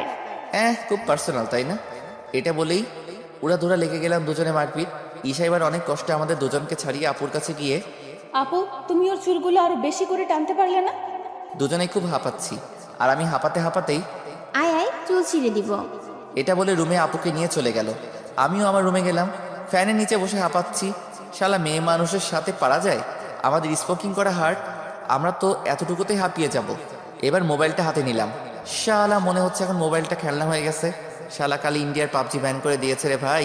আহ কি কষ্ট, কি করে বলে বোঝাবো ভাই? প্লিজ আমাদের পাবজিকে ফেরত দাও গো, তা না হলে মরে যাবো গো। শালা পাবজি বন্ধ হওয়ার কথাটা মনে এলেই চোখে পানি চলে আসছে, তাই মোবাইলটাই একটা স্যাড সং লাগালাম। ভালো থেকো, সুখে থেকো, সবে আসবো, আবার দেখা হবে। এখন আমি চলে যাই, টাটা বাই বাই। শালা এই গানটা শুনে এখন শান্তি পাচ্ছি পাবজি চলে যাওয়ার পর। তাতে কি, সিওডি তো আছে, মানে কল অফ ডিউটি, নয়তো সিওসি, জীবনের দ্বিতীয় অনলাইন গেম। ঈশা আমার রুমের দরজা থেকে উকি মারছে, আমি দেখতে পেয়ে, বাইরে থেকে কি দেখো, ভেতরে আসো। যাবো না, গেলে তো তোমার দুষ্টুমি শুরু হয়ে যাবে। তাই? এটা বলে আমি দৌড়ে গিয়ে ঈশার দুটো হাত ওর পিছনে ঘুরিয়ে ধরে এবার দুষ্টামি আরম্ভ করি। পরে। ওকে ওয়েট, দরজা লাগাই তারপর। আমি এবার দরজা লাগাতেই পাগল নাকি? আমি ঈশাকে কোলে তুলে নিয়ে বেডে ফেলে আমি ঈশার উপর চেপে গিয়ে, চলো আজ করেই ফেলি। কি করবা শুনি? বিয়ের পর যেটা বর বউ করে। কি করে তারা? ঝগড়া, কিন্তু আমি তো ঝগড়া করার মুডে নেই এখন। উফ আল্লাহ, এই মেয়ে বুঝে না নাকি? আমি ওর নাকের উপর আমার নাক ঘষে, ঝগড়া নয়, অন্য কিছু। তাহলে? জি তাহলে। ঈশা লজ্জা পেয়ে কিছু না। এটা বলে চোখ বন্ধ করে দিল। আমি ঈশার ঘাড়ের কাছে যেতেই ওর বেড কাভারটাকে খামচে ধরলো। আমি ঘাড়ে একটা আলতো ছোঁয়ায় কিস করতেই ও কেমন একটা শক্ট খেলো। আমি আস্তে আস্তে ওর ঘাট থেকে মুখ নামিয়ে চিবুকে আনতেই ঈশা খুব ছটফট করছে। ঈশার গালে একটা হাত দিয়ে ওর চিবুকে আমার ঠোঁট বারেবার ঘষতে লাগলাম, আর তত ঈশা উত্তেজিত হয়ে উঠছে। আমি চিবুক থেকে ওর ঠোঁটের উপরে ভাগ বসাতে চাইলে দেখি গোলাপের পাপড়ির মতো ঠোঁট দুটো কাঁপা কাঁপে আরম্ভ করে দিয়েছে। আমি আস্তে আস্তে ওর ঠোঁট আমার ঠোঁটের সাথে মিলিয়ে দিতেই ঈশা আছাড় কাছাড় খাচ্ছে যন্ত্রণায়। আমায় জাপটে ধরেছে খুব জোরে। ঈশা আমার ঠোঁট চেপে ধরে রেখেছে। আমি আস্তে করে ওকে ছাড়িয়ে দিয়ে, খুব মজা বলো। হ্যাঁ, লজ্জা করে না বুঝি? এরকম পূর্ণিমার চাঁদ যেন প্রতিদিন দেখতে পাই। সম্ভব না মিস্টার পিচ্চি পণ্ডিত। কেন? পূর্ণিমার রাত তো প্রতিদিন আসে না, মাঝে মাঝে অমাবস্যাও তো আসে। সে আসুক না, তবে সে অমাবস্যা আমার ধরে রাখতে পারবে না। তাই? অব্র, তুমি না খুব ফাজিল। এখন ফাজিলের কি দেখলা? আচ্ছা, কি দেখবো শুনি ফাজিলের? এখন খেলাটা শুরু হতে দাও। মানে? এই যে আমি এবার ওপেনে ব্যাট করতে নামবো, শুধু প্রতিটা বলে ছক্কা মারবো। ইস, তুমি অনেক ফাজিল। তাই? কিছুক্ষণ পর ঈশার ভাইয়া আমাদের বাসায় এলো। অবশ্য আমি আর ঈশা ড্রয়িং রুমেতেই বসে আছি। ভাইয়া আসতেই ঈশা মাথা নিচু করে দাঁড়িয়ে রইল। ওর ভাইয়া সবাইকে সালাম দিল এবং ঈশাকে জড়িয়ে ধরে, মাফ করে দেবন, যা নয় তাই বলে ফেলেছি সেদিন রেগে। না না ভাইয়া, আমি ভুল করেছিলাম। তুমি আমায় বকা দিয়েছো, এতে মাফ চাওয়ার কি আছে? আচ্ছা ঠিক আছে, চল বাসায় যেতে হবে তো। ঈশা একটু মন খারাপ করে, ভাইয়া এখনই চলে যাবা? বিকেলে গেলে হয় না? বুঝলাম ঈশার থাকতে ইচ্ছে করছে এখানে, হয়তো আমার জন্য। ঈশা, অনেক কাজ ফেলে এসেছি, বিকেলে গেলে হবে না? আম্মু আব্বুও রিকোয়েস্ট করতে লাগলো। একটু হই